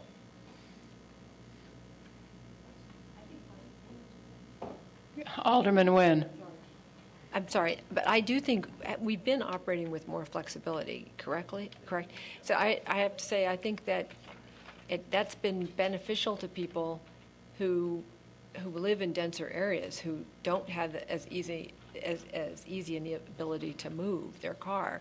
So I think by having this flexibility over the last couple winters, I know we did have the non-winter, but I think that's been much better in terms of if the snow is such that we didn't really need to have everyone move, then we shouldn't, you know. Well, and I just wanted to comment on a couple of things, because we talked about why we don't always call the emergency. We take into account the day of the week. So if it's a weekend and we're going into snow and we know that the temperature, for example, is going to rise and a lot of this is going to melt, we actually will take into consideration, because we get a tremendous amount of complaints when we tow on a weekend. So we try not to do that, even if we have 5 inches of snow. If the temperature is going to be 35 degrees the next day and we know it's going to melt really good. So we have been implementing that. We're trying to be more customer service oriented and taking into account that we're a heavily street parked community. So we try not to cause inconvenience when we don't have to.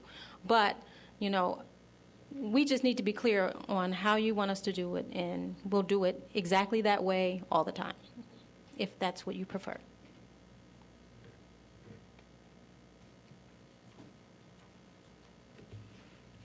Alderman Rainey. It is true about the weather. I think this past winter we had a big snow, and then we issued an emergency, and then it warmed up, and you just looked around, it was slush. There were no real serious snow problems, yet we had an emergency. So I understand that part of it. I don't know what to do about that. I don't know. But the thing that is so fascinating is you can drive around town and you will see some streets are perfectly clear, and then all of a sudden there'll be a couple of cars on a street, they're just covered with snow. And we did nothing about it, so it just screws up the whole street. And I mean, I think I'm thinking along those lines as being inconsistent. And also, people do move their cars, and sometimes we don't plow. And that's, I mean, those are that gets people upset.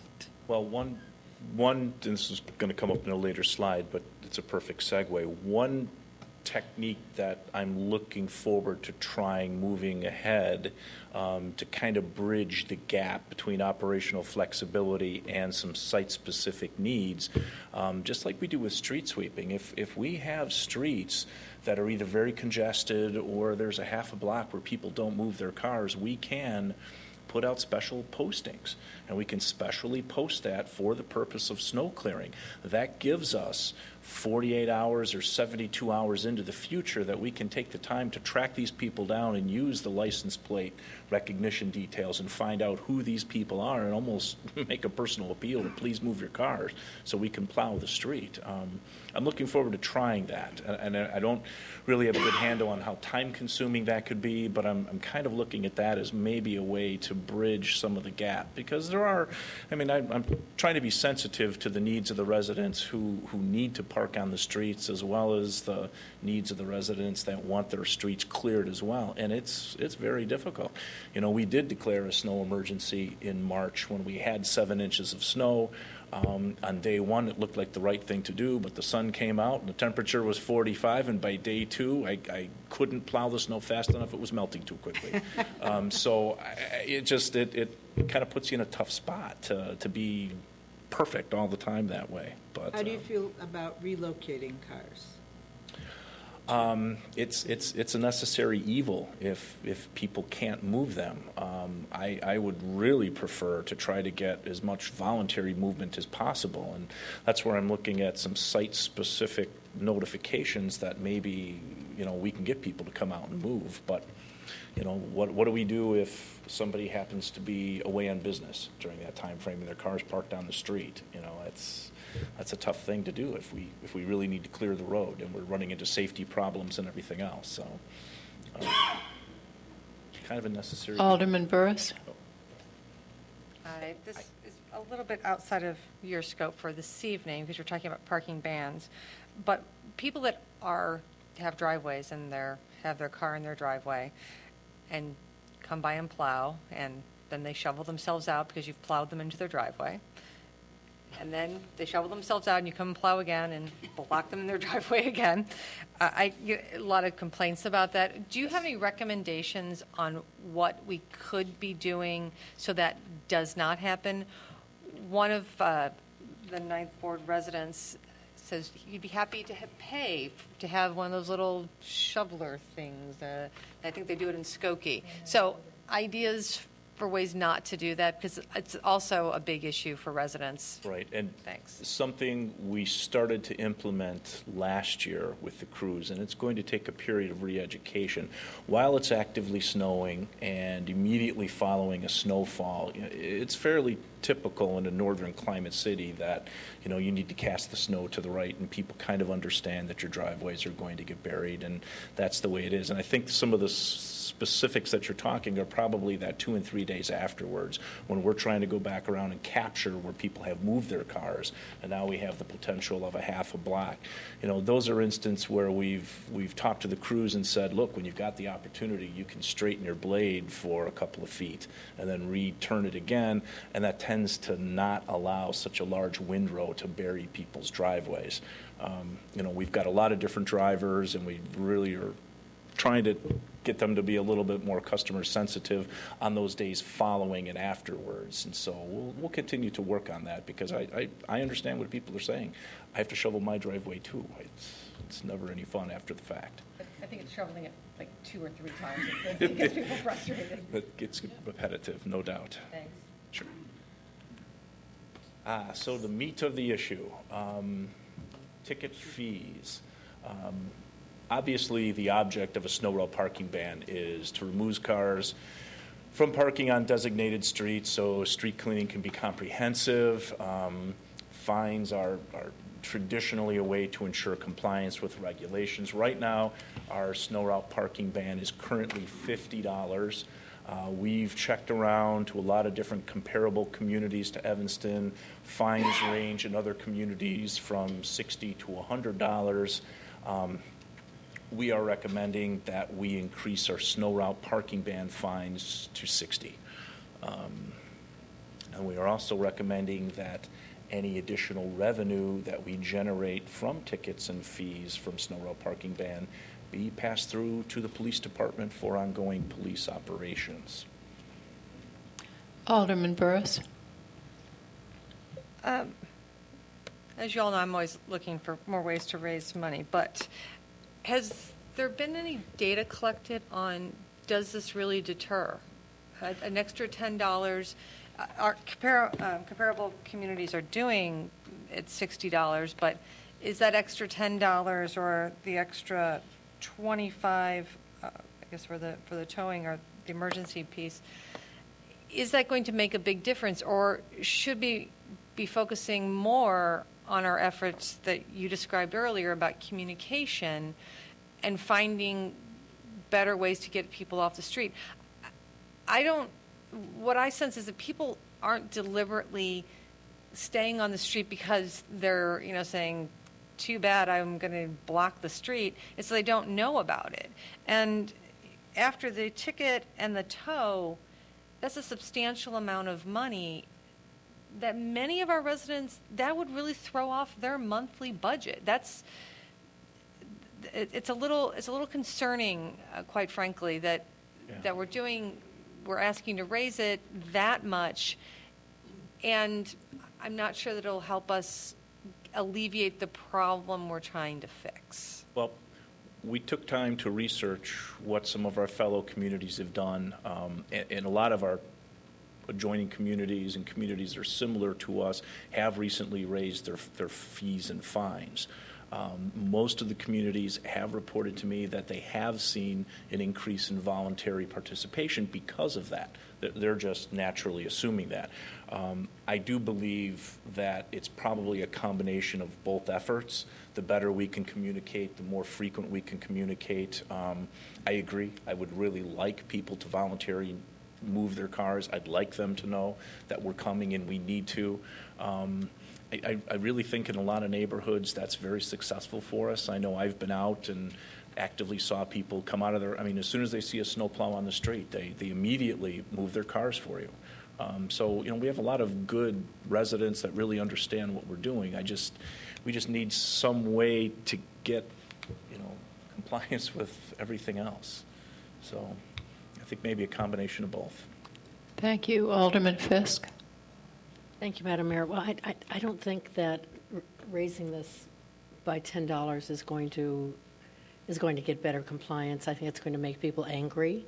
I think we should probably go through one winter with trying to do a better job and do a consistent job and get our communication lines open, and before we even start talking about rates, raising rates.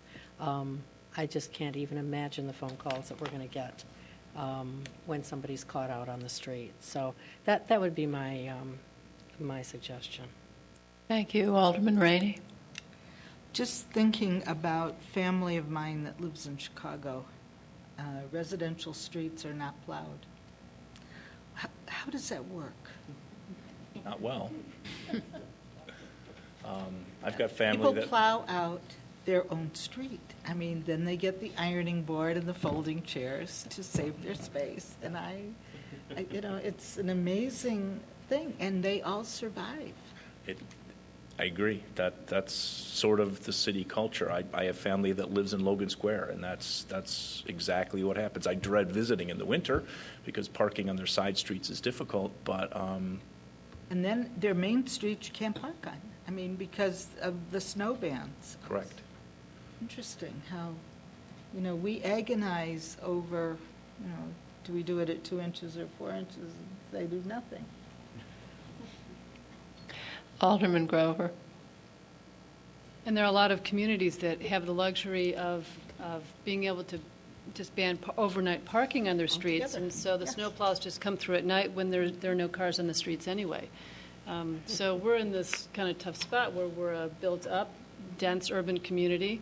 We're a lot more like Chicago in this way than Wilmette, and a lot of our residents depend upon available street parking. And that's the conflict. I'm not looking to make it harder for them. Alderman Nguyen. Don't have alternatives. I think that the getting a $50 ticket is a big enough sting for most people. I don't think that people are going to decide, well, it's only $50, but if it's $60, I'll make sure I get my car moved. So I think we should leave it at $50. It's enough of a slap to people as it is. Most people don't do it deliberately. I have to believe, I hope. I'm sure there's a small group that just decides, that's the fine, I'll pay it, this is what life is like. But I think most people actually just get caught unawares. So I don't think we should punish people for that, and certainly not for an extra $10. No. Okay. If we really wanted to deter it, we should make it $250.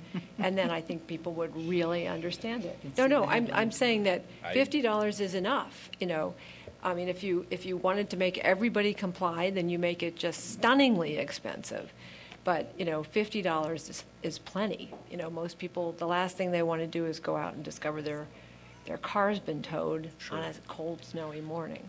Well, the good news is that our snow route parking ban fines were fairly tight. It's just an additional $10. However, our snow emergency residential tickets are at $35. So we were looking at this point to potentially increase that to $60, which would have provided some consistency between the snow route and the snow emergency and the residential. Sure, and that'd be an increase of 25. I just wanted to share a little history. About 3 years ago, we actually increased the snow route parking ban. They were $35, and they got increased to $50. But at the time that we did that, we did not increase the snow emergency. And when Ricky comes back, I'll ask him to provide compliance data so we can compare the numbers before, when it was $35 for the snow route parking ban, and how our numbers were impacted when we increased the ticket price to $50. But the snow emergency, ticketing is still way behind. So if we don't want to move it to $60, if we could at least make it equivalent to the snow route parking ban, $50 fee would be sufficient. Madam Mayor, could I just comment on that? Yes, you may. I think that makes sense, because then it's across the board. People aren't differentiating. It has the same sting. But I don't think upping it to 60 will. I mean, $50 is a big ticket. Thank you. City Manager? Yes, ma'am. Yes, Madam Mayor. The other part of this is we will also come back during budget with looking at any of the costs, so especially for any of the relocation costs.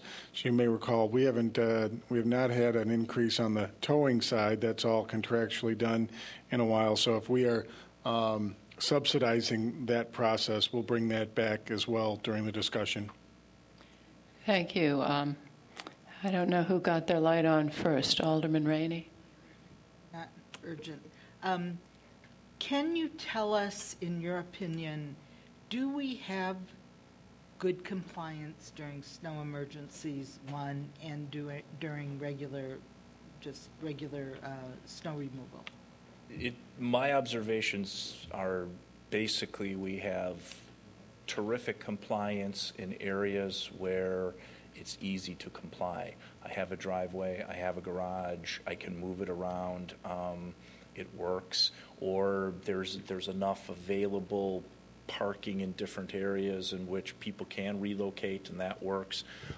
But there does appear to be some very dense areas of our city where, either people aren't getting the message or simply moving their cars, they just don't feel is an option, or they'd prefer us to move it for them. And there are just some consistent streets that we just seem to never get compliance on. Have you plotted this at all? I mean, is it? I can provide some pretty accurate spots, yes. I don't want to put anybody through any extra work, but if you've already got the data and you can stick it on a map, I'd love to see that. Yeah, it's a lot of the student population, but I can highlight some spots if you'd like.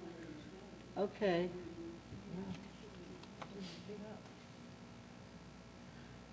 I can provide that, absolutely.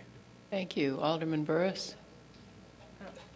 I know on APNW, we occasionally, during the winter months, have refunds of towing. So I would like to know, when you're doing the analysis for the budget, how many tows do we have to refund, thus costing us money during this process? And, thank you. Thank you. Alderman Grover, and I would like to remind you all, we don't want to still be discussing this when it snows. Thank you, Madam Mayor. Mr. Mayor, two things, really getting back to communication. It seems like there's a real opportunity if some of the noncompliance for moving cars during our snow route ban and the snow emergencies is really specific neighborhoods. We could do targeted communications to those neighborhoods, I think. We have lots of different avenues of reaching the off-campus student population, those residents. I don't think that would be tough. So I think we can just ratchet that up some and do it in an early and very targeted way. And then maybe, I'm sure you're reconsidering how you're going to do the messaging for this year's 2013 winter snow removal season, and maybe earlier and bigger, and use different opportunities to highlight our obligations to move our cars to enable you to do your job. Thank you. Moving right along, Jim. Moving right along as quickly as possible. And here are our fees in regards to relocations. We are currently at $100 for the tow. Fellow communities around us are $150 to $200. Staff is recommending potentially $200 if we have to tow your car. That would be an increase of $100. Any opinions about that? Alderman Grover. I think I'd just like this one to relate to actual costs, have a more direct correlation to what the costs are. Okay. Thank you.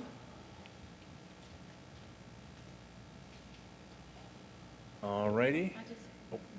And I also wanted to point out that this is just the city's fine, not the towing. There's a towing fine fee once you're towed. And I also wanted to point out that the comparable communities, they don't, very few actually provide this type of service, where they clean the snow off the car and relocate the car and then put it back in the parking space, and that's what we do. So, but we will provide you with the cost associated with that from the staff, the policing, everything. Thank you. And then our final point of discussion, is, what else can we do to improve service cleanup? Here's where, I suggested we've asked for voluntary even odd parking restrictions as if there was a snow emergency. That's been successful where and when it can be. And the next thing we're going to try doing this year is more spot-specific postings for some trouble areas. And that's where I think we'll have an advantage of really being able to reach out and really take the time to be able to track down, because we're working in very limited areas, maybe a block or two, and we can definitely get the word out. We have done some of this with street sweeping on some real trouble blocks, and we've had some success with it, and that's where we continue to roll out the idea, well, hey, if we could do it for sweeping, we could do it for snow. So we're hopeful that will have some benefit to us this year. Thank you. Alderman Rainey. Have you seen the new, I don't know how new they are, but they're new to me, the signs in Chicago for special cleaning? It's a red and white sign, and they tie it on the tree. Yes. And it has the letter of the day, and how you have to drive up to signs, get out of your car and read it? Well, their signs have a W for Wednesday. You know right away when you see the W. TH for Thursday, a T for... You know exactly when you can't park there. And I think those signs are just really great. And I think they probably get better compliance with them than before, because it's so easy to know that you can't park there. I understand. I've seen the exact signs, and I understand the intent of them all, too. So I'll look into see how we can merge it together with us. Thank you very much. Okay, thank you. Next is the Arrington Foundation Lagoon Gift Agreement. Yes, Madam Mayor, members of council, Clerk Green, Resolution 42R13, Arrington Foundation Gift Agreement. Staff recommends the City Council authorize the City Manager to execute an agreement with Arrington Foundation to accept a donation in the amount of $500,000 for the renovation of the lagoon in Dawes Park. And this is for action this evening. Alderman Nguyen.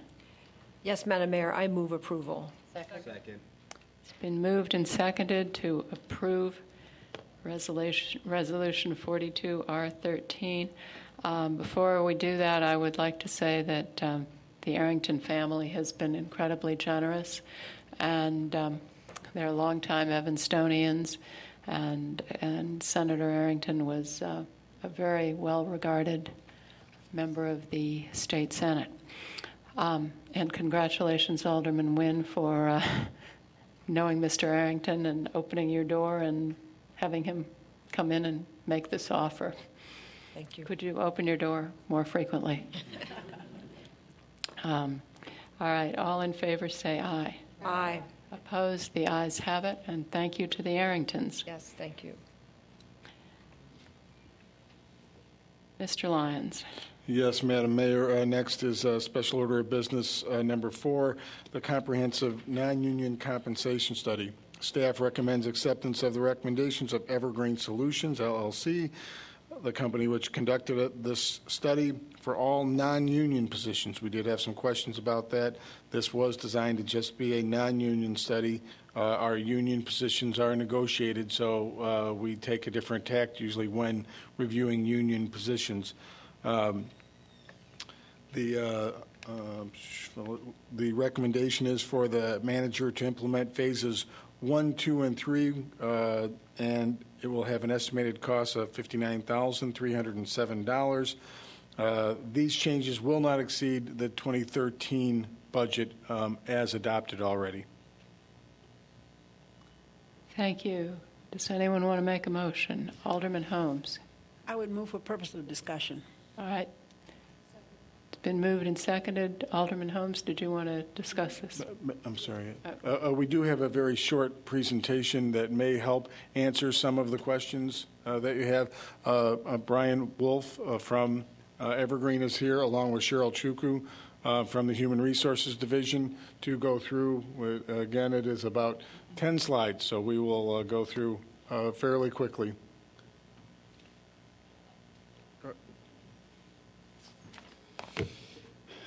Thank you very much for having me this evening. My name is Brian Wolf from Evergreen Solutions. I was the project manager and worked with Cheryl and the HR staff on this study. I come from Florida. I boarded an airplane this morning there around 5 a.m.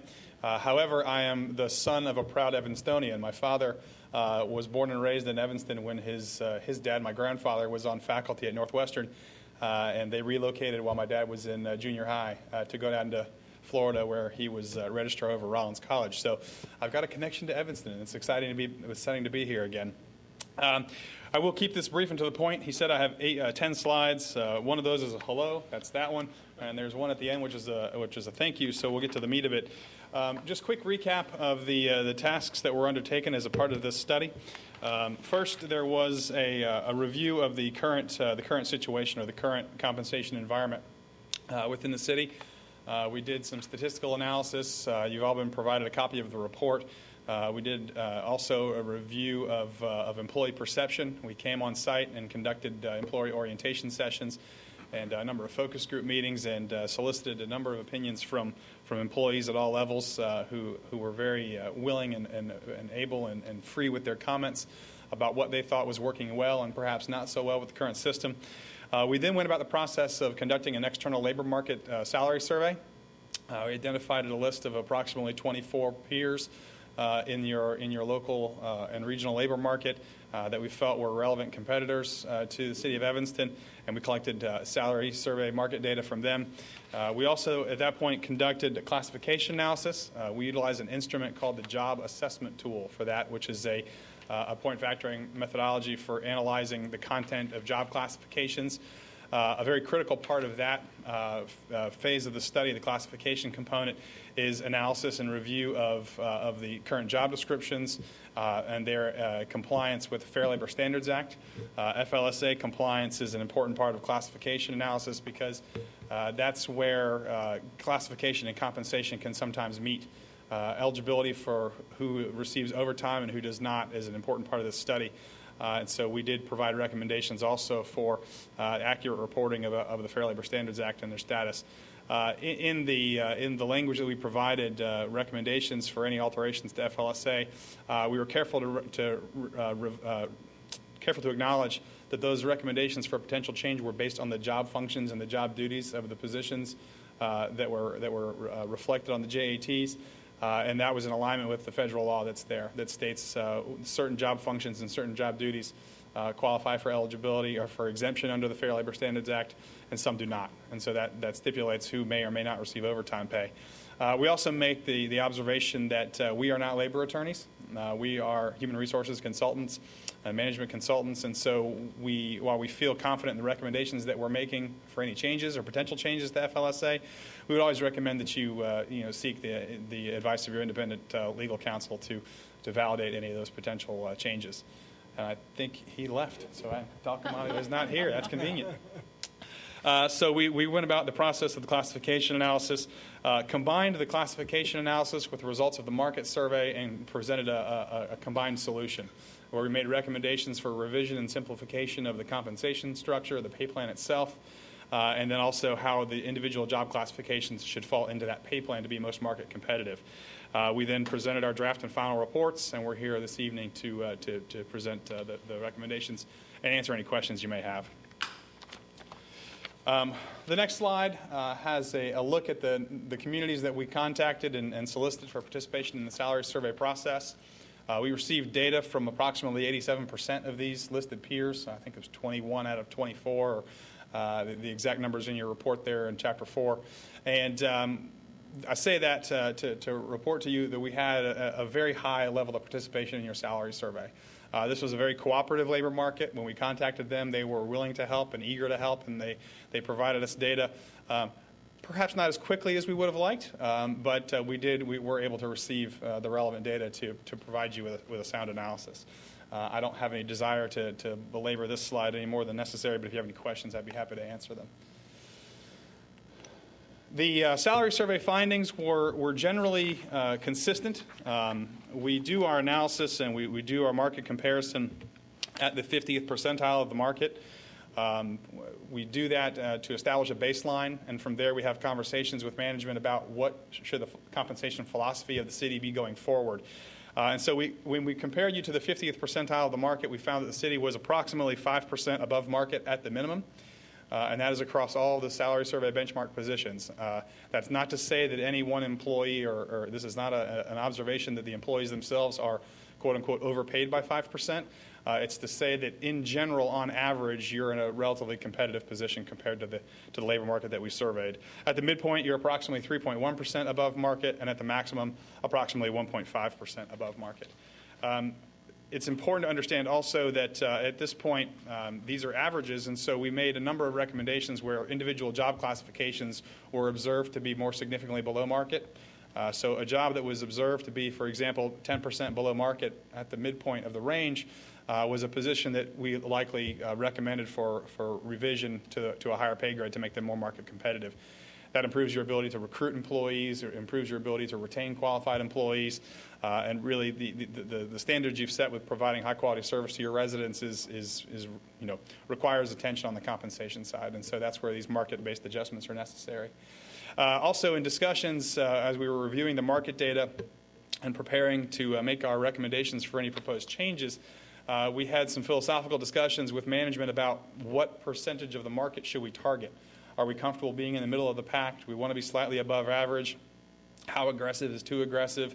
And after some back and forth, we settled on making our recommendations for revision to the pay plan at targeting the 65th percentile of the market. That is not nearly as aggressive as some communities. You live in a very competitive region of the country with a combination of market pressure from both the private sector and the public sector, which incidentally was a very repeating comment we heard from your employees during their focus group sessions, was that the private sector was a main driving force in your local market.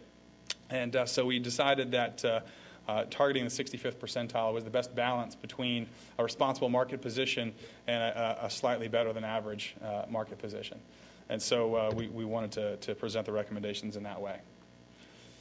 Alderman Rainey has a question. Would you just say the part again about the focus group comments that the private sector was the driving force? Was a driving force. The competitive pressure from the private sector for certain industries is going to wax and wane over time, and there were a number of employees in the city that referenced competitiveness with the private sector as a big concern. Except for benefits. I mean, it's a mixed approach, but yeah, sometimes people who make competitive observations about the private sector are doing so on a salary basis only. That's a valid point. And that's why our recommendations are based on the 65th percentile of the public sector, and we're not allowing the private sector to sway these numbers. City Manager? Alderman Rainey, one of the other things that I took away from that was also going to when we just did our official statement, we're doing that for the bonds coming up.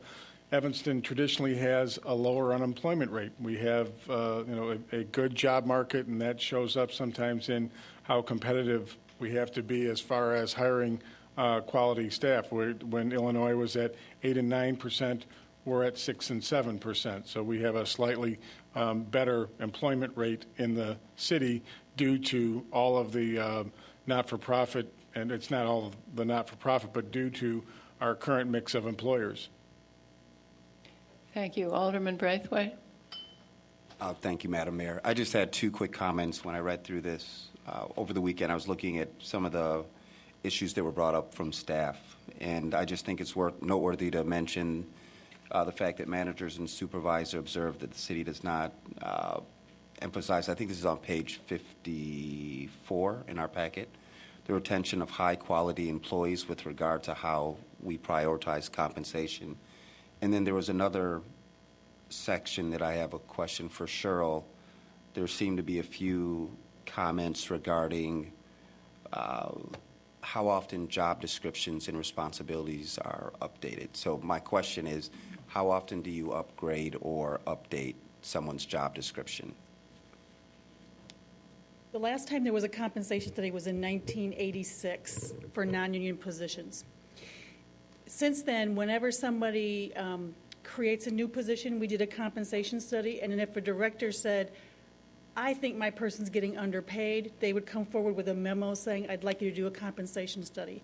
That's when they got done, is when a new position was created or a supervisor came forward and said, I think we need to update this because they picked up part of this person's job who's no longer here, or they're starting to do this. So it was at the supervisor's request that we do compensation studies. Excuse me, Madam Mayor. The other time that we do that is when we've been doing reorganization efforts. So where we've had changes, most recently we've been looking at job descriptions or looking at who's doing what with the change in Parks and Recreation and Public Works. So as new groups of employees get together and are starting to work very much side by side, that's also an opportunity for the director to say, now that I see them right together, this is an opportunity to look at job descriptions. One of the things that we've recently incorporated into our performance evaluation system is that the supervisor, every time they do an evaluation with that employee, they're supposed to discuss the job description, and if there's changes, they're supposed to let us know. So we're going to try and keep it more updated by incorporating it as part of the evaluation process. Thank you. Alderman Rainey? I admit to not having digested every word here. And I'm wondering if there's any reference that I missed in here regarding tenure of our employees in comparison to for example, the private sector. We do reference tenure of employees, average tenure per pay grade in Chapter 3 of the report. Towards the tail end of Chapter 3, there should be a discussion and analysis of average tenure per pay grade. Can you just highlight it for me? Can I quote that number off the top of my head? But can you? I'm just. I would say average tenure more than among average. Average tenure among public sector employees nationwide, I'd say, is hovering around 6 years these days. You're higher than that. Your average tenure is it 8? Am I? Let's see here. Thank you. We did this a couple of years ago. Somebody on council had asked for it, and we were higher. You're talking to the mic. A couple of years ago, somebody on council asked us to look at the longevity of staff, and at that time, we were quite a bit above average. I think it was 7, and we were at about 12.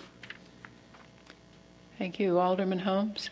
Well, I was trying to wait till you finish with your presentation, but since everyone is jumping in, I'm going to jump in because some of their questions is coming from where I think I started at the very base, and I was talking to Director Lyons today. I'm sorry, City Manager Lyons today about trying to figure out how you were able to reach some of your decisions, especially dealing with the exempt and the non-exempt employees.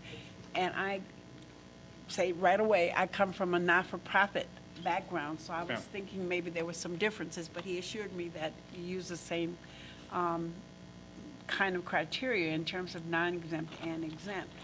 And I'm very, very concerned because I know that non-exempt people usually don't have any kind of supervisory responsibilities, no administrative, that kind of thing. And as we talked and compared some positions, in turn, I was saying to him, one of the things that bothers me is that you could take a non-exempt position based upon what I looked at and read through, and I did read it through kind of carefully, I hope I did anyway, that you could take a non-exempt person who does a lot of evening meetings and that kind of thing, who could actually make more money than a person who's on the exempt. Now, we talked about somebody being maybe 20% difference in their pay scales, but it could happen. And that then brings me to my question of staff morale. I understand that you talk to staff about this, but do they really understand what all this means in terms of their their pay? And I guess I'm talking to Cheryl more so than you, because you wouldn't be here, to deal with those kinds of questions. I'm really concerned about fairness in terms of how this is put together. One of the things when I will be meeting with each non-union employee one-on-one and talking to them about what was found out about their job that they're holding in the classification study. If their position is changing from non-exempt to exempt, there's got to be some reason for that. They may have been more of a frontline person, but as some of our early retirement people left, as some of our position eliminations happened, they've now picked up supervisory responsibilities. At that time, they should have been moved to an exempt status. So I will talk with them about if their position is changing, why it is changing, and what does that mean.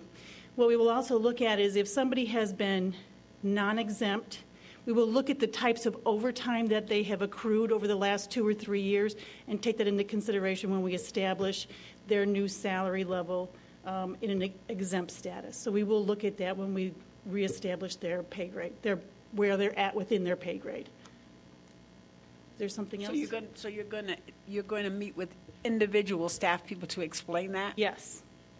So that they can ask questions and they can understand and challenge if they want to. And I would only add on the subject of the Fair Labor Standards Act, your comment about supervisors being typically exempt is definitely valid. I will say, though, that it is not uncommon to find, particularly in a municipal government environment, exempt positions that are non-supervisory.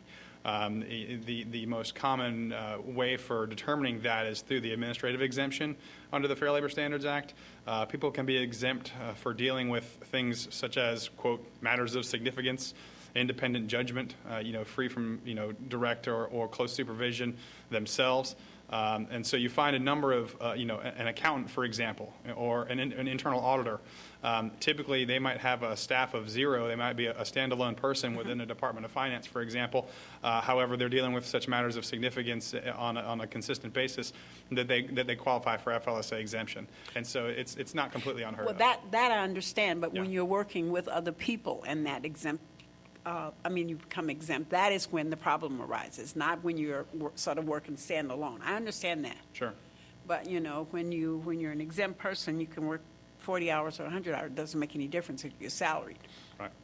Versus the hourly pay. So that's what, I'm just want to make sure that we're being fair because I get concerned. We went through a whole thing a few years back about staff morale and salaries and that kind of thing. So I'd not like to go backwards. Certainly. Thank you. Alderman Burris. 2 questions, one for Mr. Lyons and then one for you. The first one is and I know we talk about this during budget season, but how much money are we spending on overtime pay? Not related to non-emergency being, if we take out the snow emergencies and we take out police and fire. So I would like that number at some point if you don't have it. And the second piece of that is, under Fair Labor Standards Act, is there any reason why a non-exempt employee, let's say it's working 40 hours a week, they're required to come to a night meeting and record what we're saying? Is there any reason why that employee, instead of getting overtime, can instead come in at noon or come in at 2 o'clock? And why do we not do that more often? It seems that we could save a lot of money with having a flexible schedule. So I was wondering if there's any legal reason why we're not doing that. No. Okay. There's no law preventing you from doing that. Okay. Compensatory time, flexible scheduling, those things are reasonably common in those types of positions. Okay, I just think it's something we really should look at, considering our biggest chunk of money is going to personnel. And I know that we're spending a lot of money on overtime for non-emergency situations. And I believe that reflects directly on the supervisor. The supervisors should be managing the non-exempt employees' time in a better fashion to cost us less money. Thank you. But some of those supervisors now will maybe become exempt. Do you know that? Right. I'm saying they should be managing those, if they're managing non-exempt employees, they should be managing the employees so the non-exempt aren't using overtime, that they're using flex time instead of accruing more and more hours. Overtime has been an issue that the city manager has been working very intently on for at least the last year. He has me do quarterly reports on the top, like 40 people with overtime, and then he has one-on-one meetings with the director saying, get it under control. So he has been pounding that hammer for a while. We've really been bringing that number down. Great. That would be a wonderful thing for, I think, the council to see that number. Moving right along. Yes, ma'am. So once the data collection was complete, we began the process of looking at your pay structure itself. And in doing so, we evaluated a number of different potential alternatives for what the city's compensation plan or pay plan may look like into the future. We considered a number of alternatives, some of which are familiar, a couple of which are relatively new or newer. First one we considered was an older style step plan. Step plans remain vibrant among heavily unionized environments in some cases, law enforcement, education. They tend to be very rigid. They can be a budgetary drain on an organization, and they remain very difficult to integrate any sort of pay-for-performance system into them. So we decided ultimately to go away from a pure step-based pay plan. The second thing we considered, which a little bit of a spoiler alert, we like this number 2 one here a little bit, was the hybrid of a step and an open range pay plan, where you have a combination of steps and an open range. This is still a little bit less flexible than a pure open range pay plan, and it can be a little bit complicated to administer in the sense that you've got some employees who may find themselves on a step and some who do not, depending on their number of years of service. But ultimately, we find that this allows you to balance your approach to compensation a little bit better than some of the other alternatives. The most dramatic change would be to adopt some sort of a broad-banded pay structure.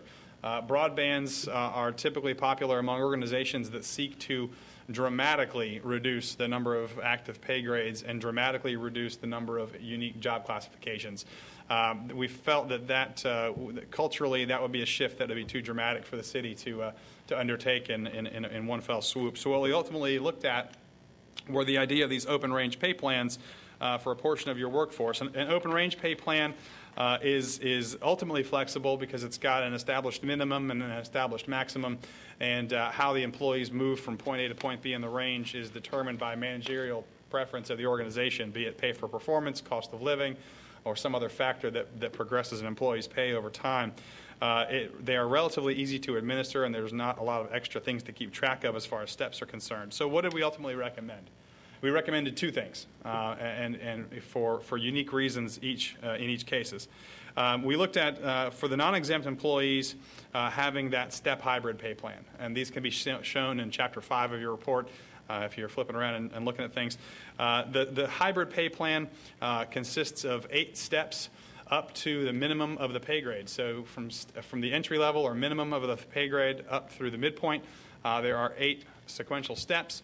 And then from the midpoint to the maximum is an open range configuration. So it's sort of the best of both worlds.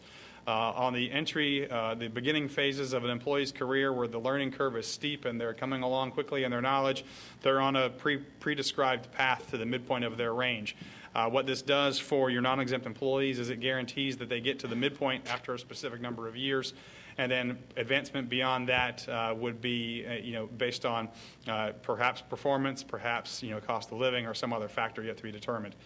And then for your exempt employees, those employees who are not receiving overtime, who would be salaried employees, they would be on a traditional open range configuration. There's some flexibility implied in this in hiring wages. We feel that the flexibility you have now in hiring people farther into the range is good for recruiting experience and knowledge from the outside labor market. And we feel that both approaches are valid for different reasons. Ultimately, we decided that simplifying the structure and down into two plans would be beneficial. The city manager has a question. Actually, just a comment, another reason that we looked at that, the hybrid for the non-exempt was during the review process with staff, excuse me, there was a concern over comparability with union positions. For the non-exempt staff, we have many, many more of those positions that sit side by side with union positions that have a step. Now, we did take the steps to 8, where there was 5 before, just as we had with the contracts that we approved this last year, where we added 2 lower steps to all of those contracts, making those either 8 or 9-step pay plans for the union. So we're trying to have some consistency at the hourly staff level. Go ahead. Thank you. And so once the pay plan is developed and once the classification analysis is completed, how do we implement any potential change? What we see is implementation boiling down for the purposes of this presentation and what's been proposed by the city manager is there were 5 phases produced in the report, 3 of which are being put forward this evening, and we're going to discuss those. Step 1 is to, once the pay plans are developed, presuming they were to be implemented, place the job classifications into an appropriate pay grade based both on their internal equity relationships, how the jobs relate to one another in the organizational structure, and also in response to observations from the labor market. The jobs that were dramatically below market, we are recommending that they be placed in market competitive pay ranges, and then those be treated as such. Step 2 would be to apply the individual employees to those job classifications and those placements. So in doing so, we identify a number of employees who are potentially below the minimum of their proposed pay grade. And so that becomes an issue that we need to correct, and elevating those individual employee salaries up to the minimum of the proposed pay grade is important. Step 3 would be to, for those non-exempt employees, for anyone who has been in their current classification less than 8 years, place them on a step that is closest to their current salary and bring them up to the value of that step. So that the pay plan that's spelled out for you in Chapter 5 of the report, place those non-exempt employees in that pay plan and get them onto a step. And what that looks like from a cost perspective, applying the pay plan and bringing employees up to the minimum would be approximately $42,360. And then applying the potential step increase for those non-exempt employees would be approximately $16,947.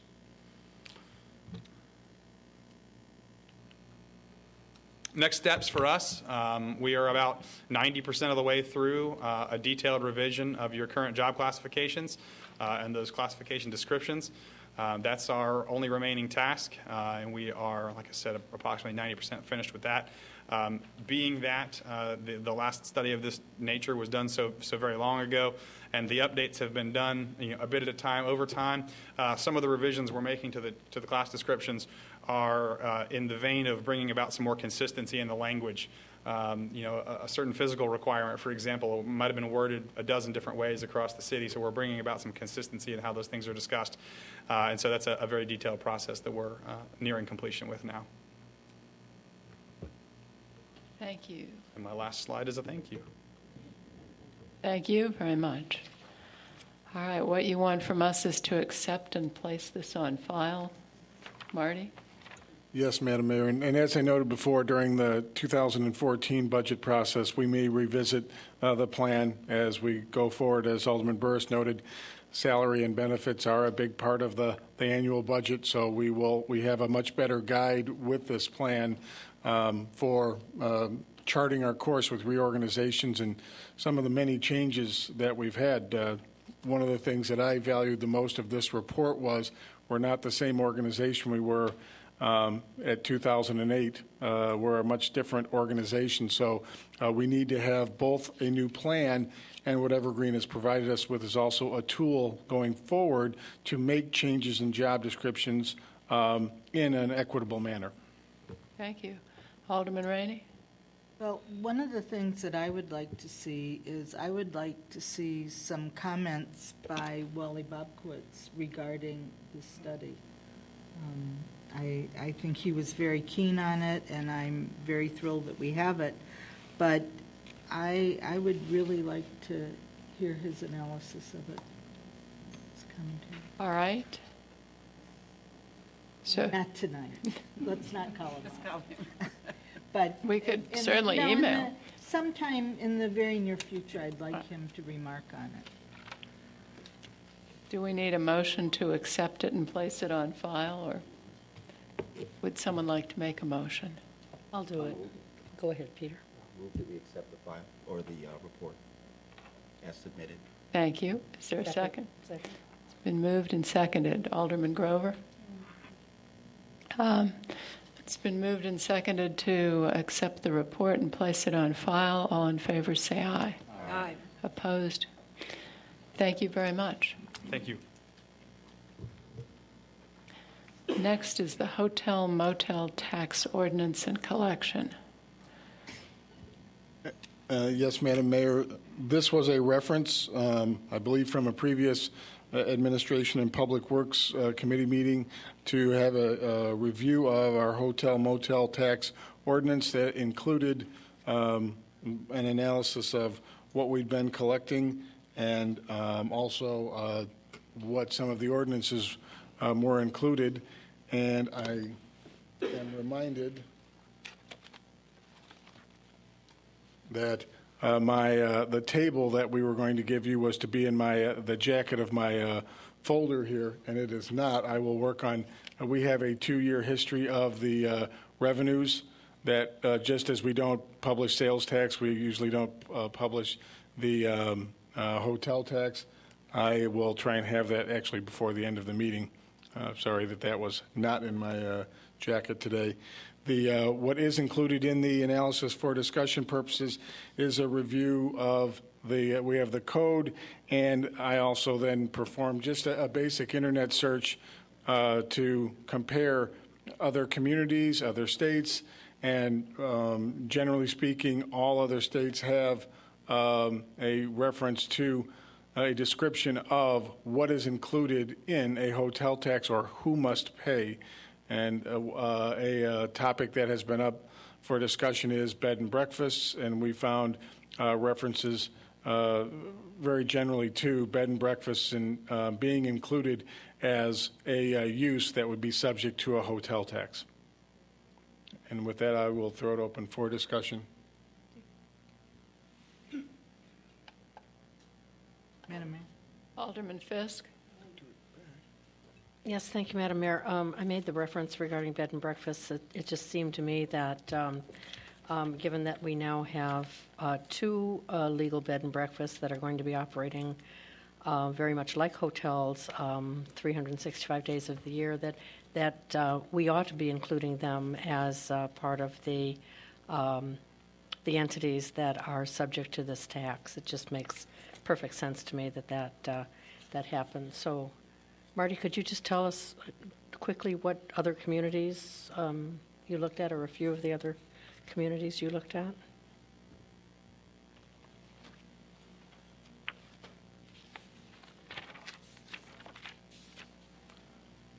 Beginning on page 99 of your packet, we had City of Quincy was in Illinois. Surprisingly, not a lot of references in Illinois to this when I was doing the search. We also did include the publication from the Illinois Department of Revenue of a definition, which also includes bed and breakfasts for a hotel tax. And then some of the more major communities, New York, Philadelphia, New Orleans, all had the bed and breakfast included, those being more tourist destinations, but the city being right next to the city of Chicago, there is that opportunity for catching that tourism dollar, if you will. And then Austin, Texas, a university community, very similar. We compare ourselves to Austin in many ways. So that was a quick search.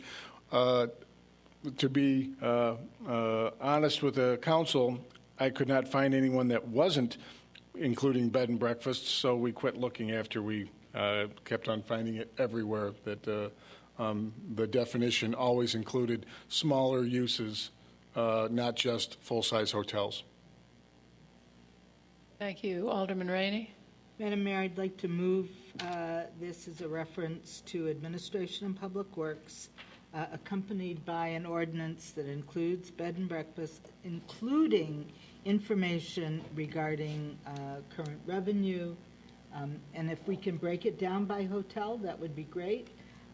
If not, that's okay too. And let's get on with this. I think it's important.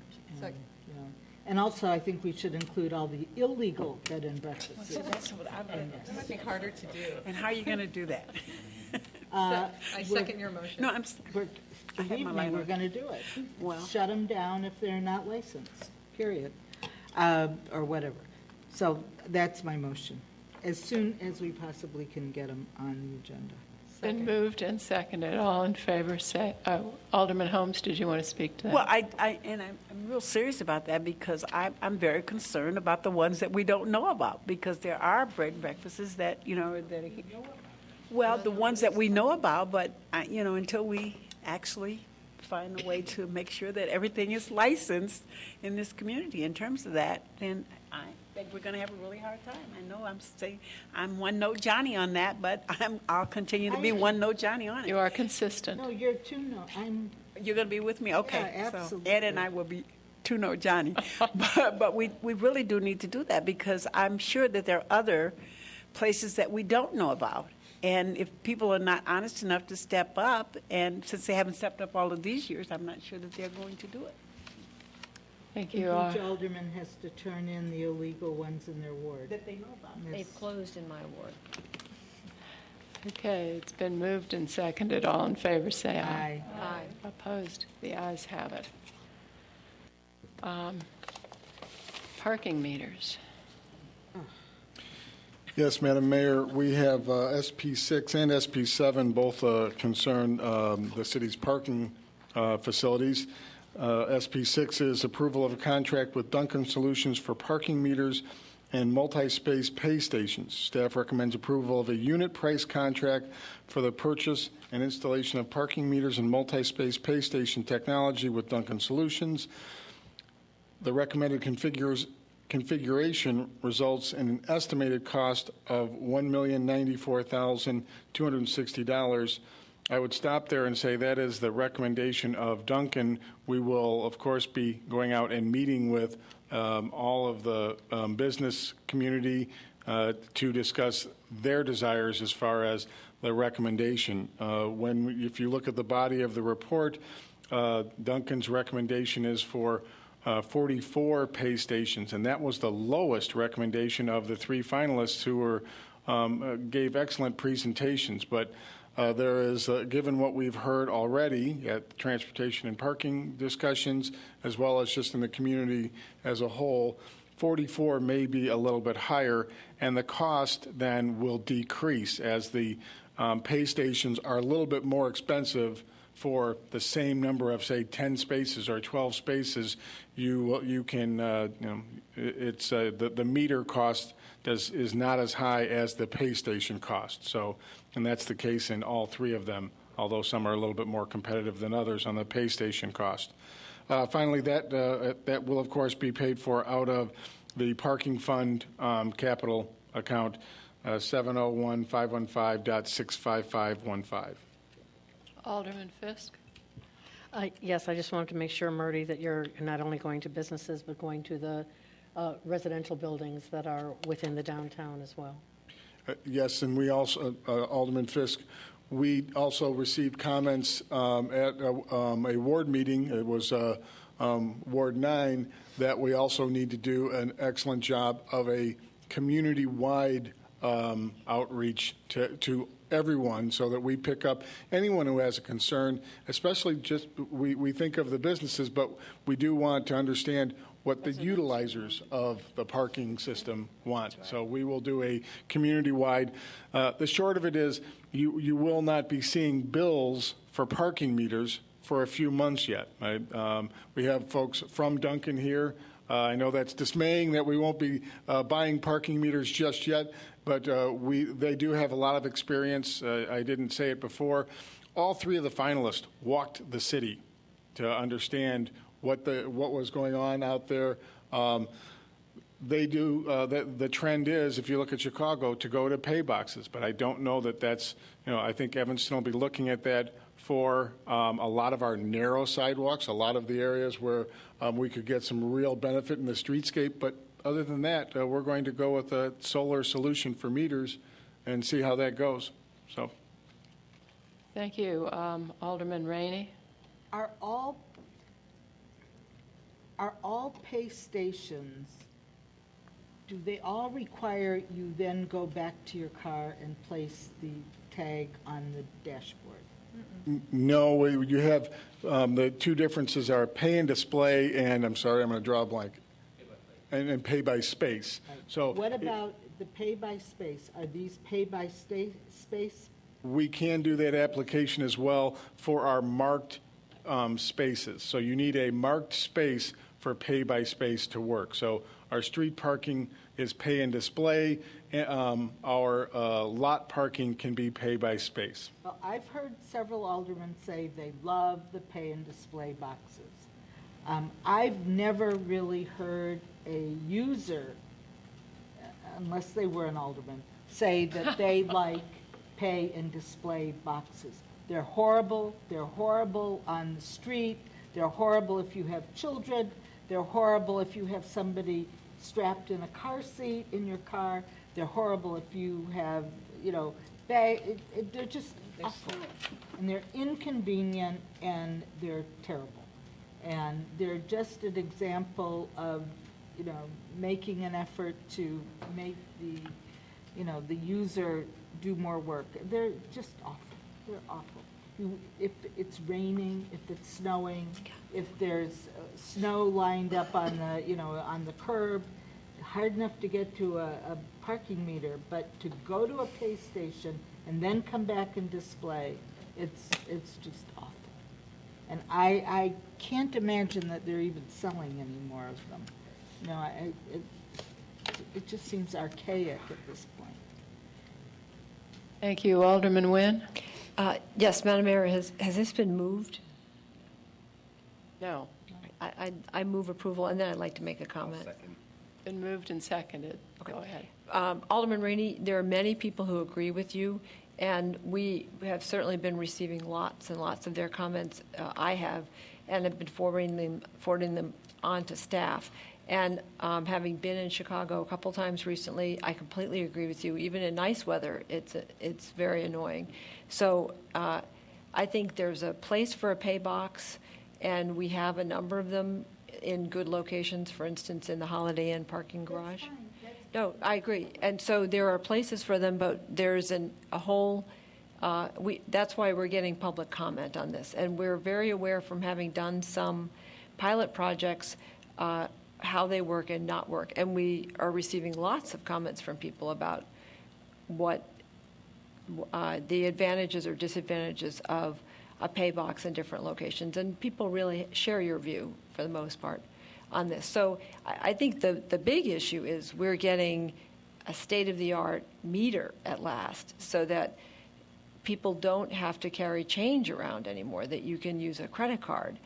And that these things and these meters can be changed from a 2-hour meter to a longer meter very simply, so that we can tailor them for some of our business districts when we discovered that 2 hours might not be the optimal time that people need at a meter.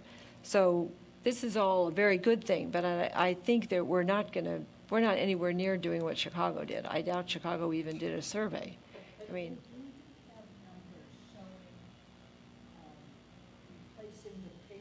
Can't hear you. Do you have numbers regarding replacing all the pay stations we're recommending, or you're recommending, with the smart meters? Well, we haven't recommended anything right now. I mean, the survey is about to get underway. What are we doing with these numbers that we have from Duncan? If I may. Marty, do you want to? The City manager, go ahead. Are those not real? Members, no, those are, the numbers are real. Those are recommendations in order to get a total estimate of cost. So if you did a configuration with 44 pay stations and 1,200 meters, this would be the cost. If you did what the other two vendors, which were up over 100 pay stations, the cost is different. We are going to go out and survey the community and put in pay stations where they're desired. And as we pointed out, I don't believe it's going to be likely that we're going to be at 44. It'll be more likely half of that, and we will have the community will adjust if they choose to. As pointed out, Chicago, that was an enforced situation in Chicago. Wholesale change out, and that's not the way that that we're recommending we approach this. I don't understand what we're being asked to vote on. You're being asked to approve a unit price contract in which a meter is $495 and a pay station, I'm sorry, I don't have that at the top of my head, but and $9,000, and the installation costs are also listed. This is in many ways just like a roadway project where we're going to do 500 feet of road at so much for bituminous overlay, so it's a unit price contract for each device. Yeah, but then we would do so much for bituminous overlay and then so much for concrete. You're saying we're not confined to these numbers at all in terms of the equipment? No, we are not. So in other words, this could actually have been, for one pay station, the unit cost is this, and for 1 meter, the unit cost is this. We didn't need to know about the 44 or the... That's true, but we also wanted to have, we're also saying we will not exceed the $1,094,000 on a budget basis. So if we do anything greater than that, because residents and businesses said they really like the pay stations and that would rack up our cost higher, we would need to come back to the council for approval of that. So we will not exceed that configuration cost. I think it's poorly stated. Thank you. Alderman Grover? You're welcome. I'm assuming, Mr. Lyons, that this doesn't happen without a plan. And I'm not part of the Parking Transportation Committee's deliberations, but are we replacing all the meters in the city? So this is a kind of a timed phase out of the old meters and replacing every single meter in the city of Evanston with either the pay station or the pay and display, pay and space, or a parking meter everywhere in Evanston. That's the basis for this contract then. The unit pricing is for everyone else. And Alderman Grover, we will come back to the council with a schedule that shows here's when we are having meetings in all locations, and also a sample of what's going on the website for announcements of we're replacing meters. Please give us your opinion, pictures of the meter, pictures of the pay boxes, so that residents, businesses can all weigh in on their thoughts. It's kind of like ComEd replacing our metering system for electricity. We're just upgrading the meters. And what are we doing with the retired parking meters? Are we going to store those? As I recall, last time I saw the service center had a whole bunch of retired parking meters in storage. We actually will look to keep some, but not that many. We will look for a resale market. Do we have a map where they're going? These things are going? I mean... Yeah, we will provide maps. We have, the GIS system currently has a large map that shows where we have each type of meter, and we can provide that. Where we have them now is one thing. Where are we going to put the new ones? Is it all going to be downtown? No. That will be based on the public engagement process. But, Mayor. Alderman Nguyen? Yes, to Alderman Grover. This is a whole new parking meter plan. We're replacing everything. Because our meters are at least 30 years old, am I correct? Yes. And replacement parts are no longer made for them, I believe. And now parking meter technology has been improving so rapidly over the last few years. We've actually been watching the technology improve on the on the Parking and Transportation Committee over the last 5 years. And each year has brought newer and less expensive improvements in parking meters. As our parking meters, we know, have reached the end, the absolute end of their life. So this is all new parking meters or some pay boxes where they're appropriate and they're suggested by the community throughout Evanston. And what we're getting is much more efficient meters that are solar powered and parking boxes where we have studied and done analysis and the community has welcomed them. So this is citywide. It's something that on the parking committee we've been looking at over probably the last 5 or 6 years as new technology has been improving. But it's one of those things, for instance, we didn't buy the first computer. We waited for the technology to improve. And it's remarkable how fast it has improved.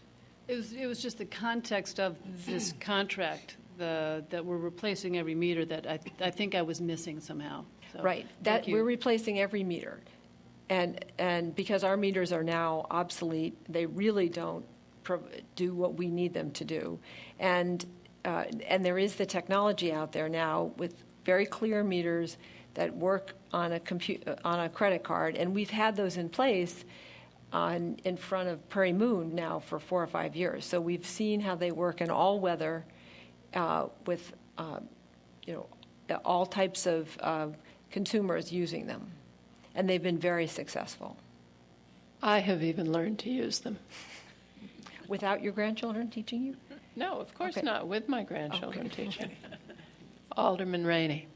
Well, I think it's interesting that all these surveys have been done, and I would think that the aldermen in the ward would have had some They haven't been input. done yet, Alderman Rainey. No, They're you about just to be said that done. There are all these neighborhoods, that want the pay boxes, that have approved them, that have considered that they're, no, you didn't say. No, that's not what I What said. did you say about the pay box? Because let me divide your comments. I agree with every word you said about the meters. They have to be replaced. I'm glad that this includes all of them. But the pay boxes, they appear to me, the ones that pay and display, are an archaic way of dealing with parking charges. In a small garage, such as the one across from Union, the apartment building garage where we replaced public spaces, that makes sense. The Holiday Inn makes sense. I don't even think you have to display in the library, do you? In the library lot? You don't have to display. No, it's just by space right, there. it's a That's space. an excellent It's a space, right. demonstration. But that's a different technology than pay and display. No, it's a pay box. That's the whole point. It's pay. There are different ways in which you can have By a pay space box. and a pay and display. Yes, I right. understand the two differences. But So pay and display is not necessarily something that we're going to have anywhere in the city. But A how do pay I know box. that from reading this? I don't know that from reading Well, this. I think the point is that we are getting the price, and the city manager can clarify in any way. The point is we're replacing our parking meters and any type of collection box system that we have in the city. And what we're also launching simultaneously is a community information gathering process to hear from people. Now, some people, because of coverage in the paper, have heard that at the parking and transportation meetings where the RFP has come in. And so I've been receiving some comments from people, and I just send them on to staff and say, yes, this is going to be part of a community information gathering that takes place. There hasn't been any that's taken place other than the random emails I receive as chairman of parking and transportation from people. So I did not know to tell my constituents to notify you of that. well, no, there hasn't been any notification. This is the first time this has appeared at council. But you're still getting. People comment to me all the time. You know, they find me on and say, you know, I like the new parking meters, or no, I don't like the whatever. You know, we ran a pilot program for a pay and display on Main Street, and it failed utterly, and we removed it. I mean, that's the whole point, is that we've got a lot of information already about how these different systems work, and There is no intention of putting pay and display everywhere as Chicago has done. I don't think anyone on this council thinks that's a good idea. Thank you. Alderman Fisk? I just briefly wanted to say one place where pay and display had worked wonderfully well, and that was on Clark and Chicago Avenue, where over the years the sidewalk had been narrowed as the street had been widened and traffic signals had been moved onto the sidewalk, creating basically a sidewalk that was about 2 feet wide for people to walk down. You had to walk single file. With bikes attached to the parking meters, the sidewalk was really impassable. So we did a trial there, and it's been very successful.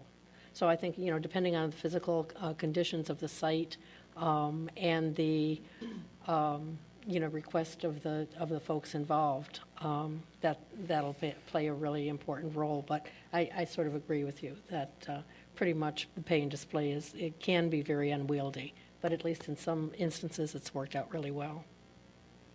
Thank you. It's been moved and seconded to approve the contract with Duncan Solutions for the parking meters and multi-space pay stations.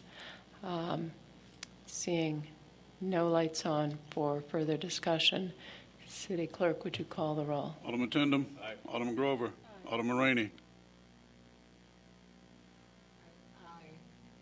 I'll have another chance to vote.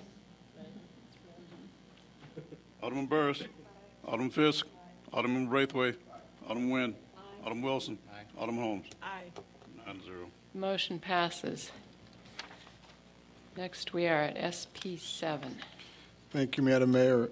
SP 7 is approval of a contract extension with Professional Account Management, LLC, for the city's parking ticket management and payment processing. Staff recommends that the City Council authorize the city manager to enter into a contract extension with Professional Account Management, LLC, a division of Duncan Solutions, for the outsourcing portion of the city's parking ticket management and payment processing function. Funding is provided in the 2013 Administrative Services Account 1910.62449 with a budget of $415,600. Move approval. Second. It's been moved and seconded. Alderman Nguyen? I have no comment except that this has been very successful for us and that we should continue it. Thank you. Seeing no lights on for further discussion, City Clerk, would you call the roll? Alderman Tindem. Aye. Alderman Grover. Aye. Alderman Rainey. Aye. Alderman Burris. Alderman Fisk. Alderman Braithwaite. Aye. Alderman Nguyen. Aye. Alderman Wilson. Aye. Alderman Holmes. Aye. 9-0. 9-0, the motion passes. Is there a motion to adjourn? So moved. Or do we have call? We don't have call of the wards. We do have call of the wards. Sorry. We do indeed. Alderman Tindem? No report tonight, Mayor. Thank you. Alderman Grover? Thank you. Alderman Rainey? Thank you. Alderman Burris? All right. Alderman Fisk? Thank you. Alderman Braithwaite? No report, Madam Mayor. Alderman Nguyen? No report. Alderman Wilson? You gotta be kidding. Alderman Holmes? Ward meeting Thursday night, Fleetwood, 7 o'clock. 5th Ward, please come and join us. Thank you. Very short. All right, now we could have a motion to adjourn. Is there a second? All in favor? Say aye. Almost by 10 o'clock, everyone. Congratulations. I don't think I've ever heard all the words go that fast.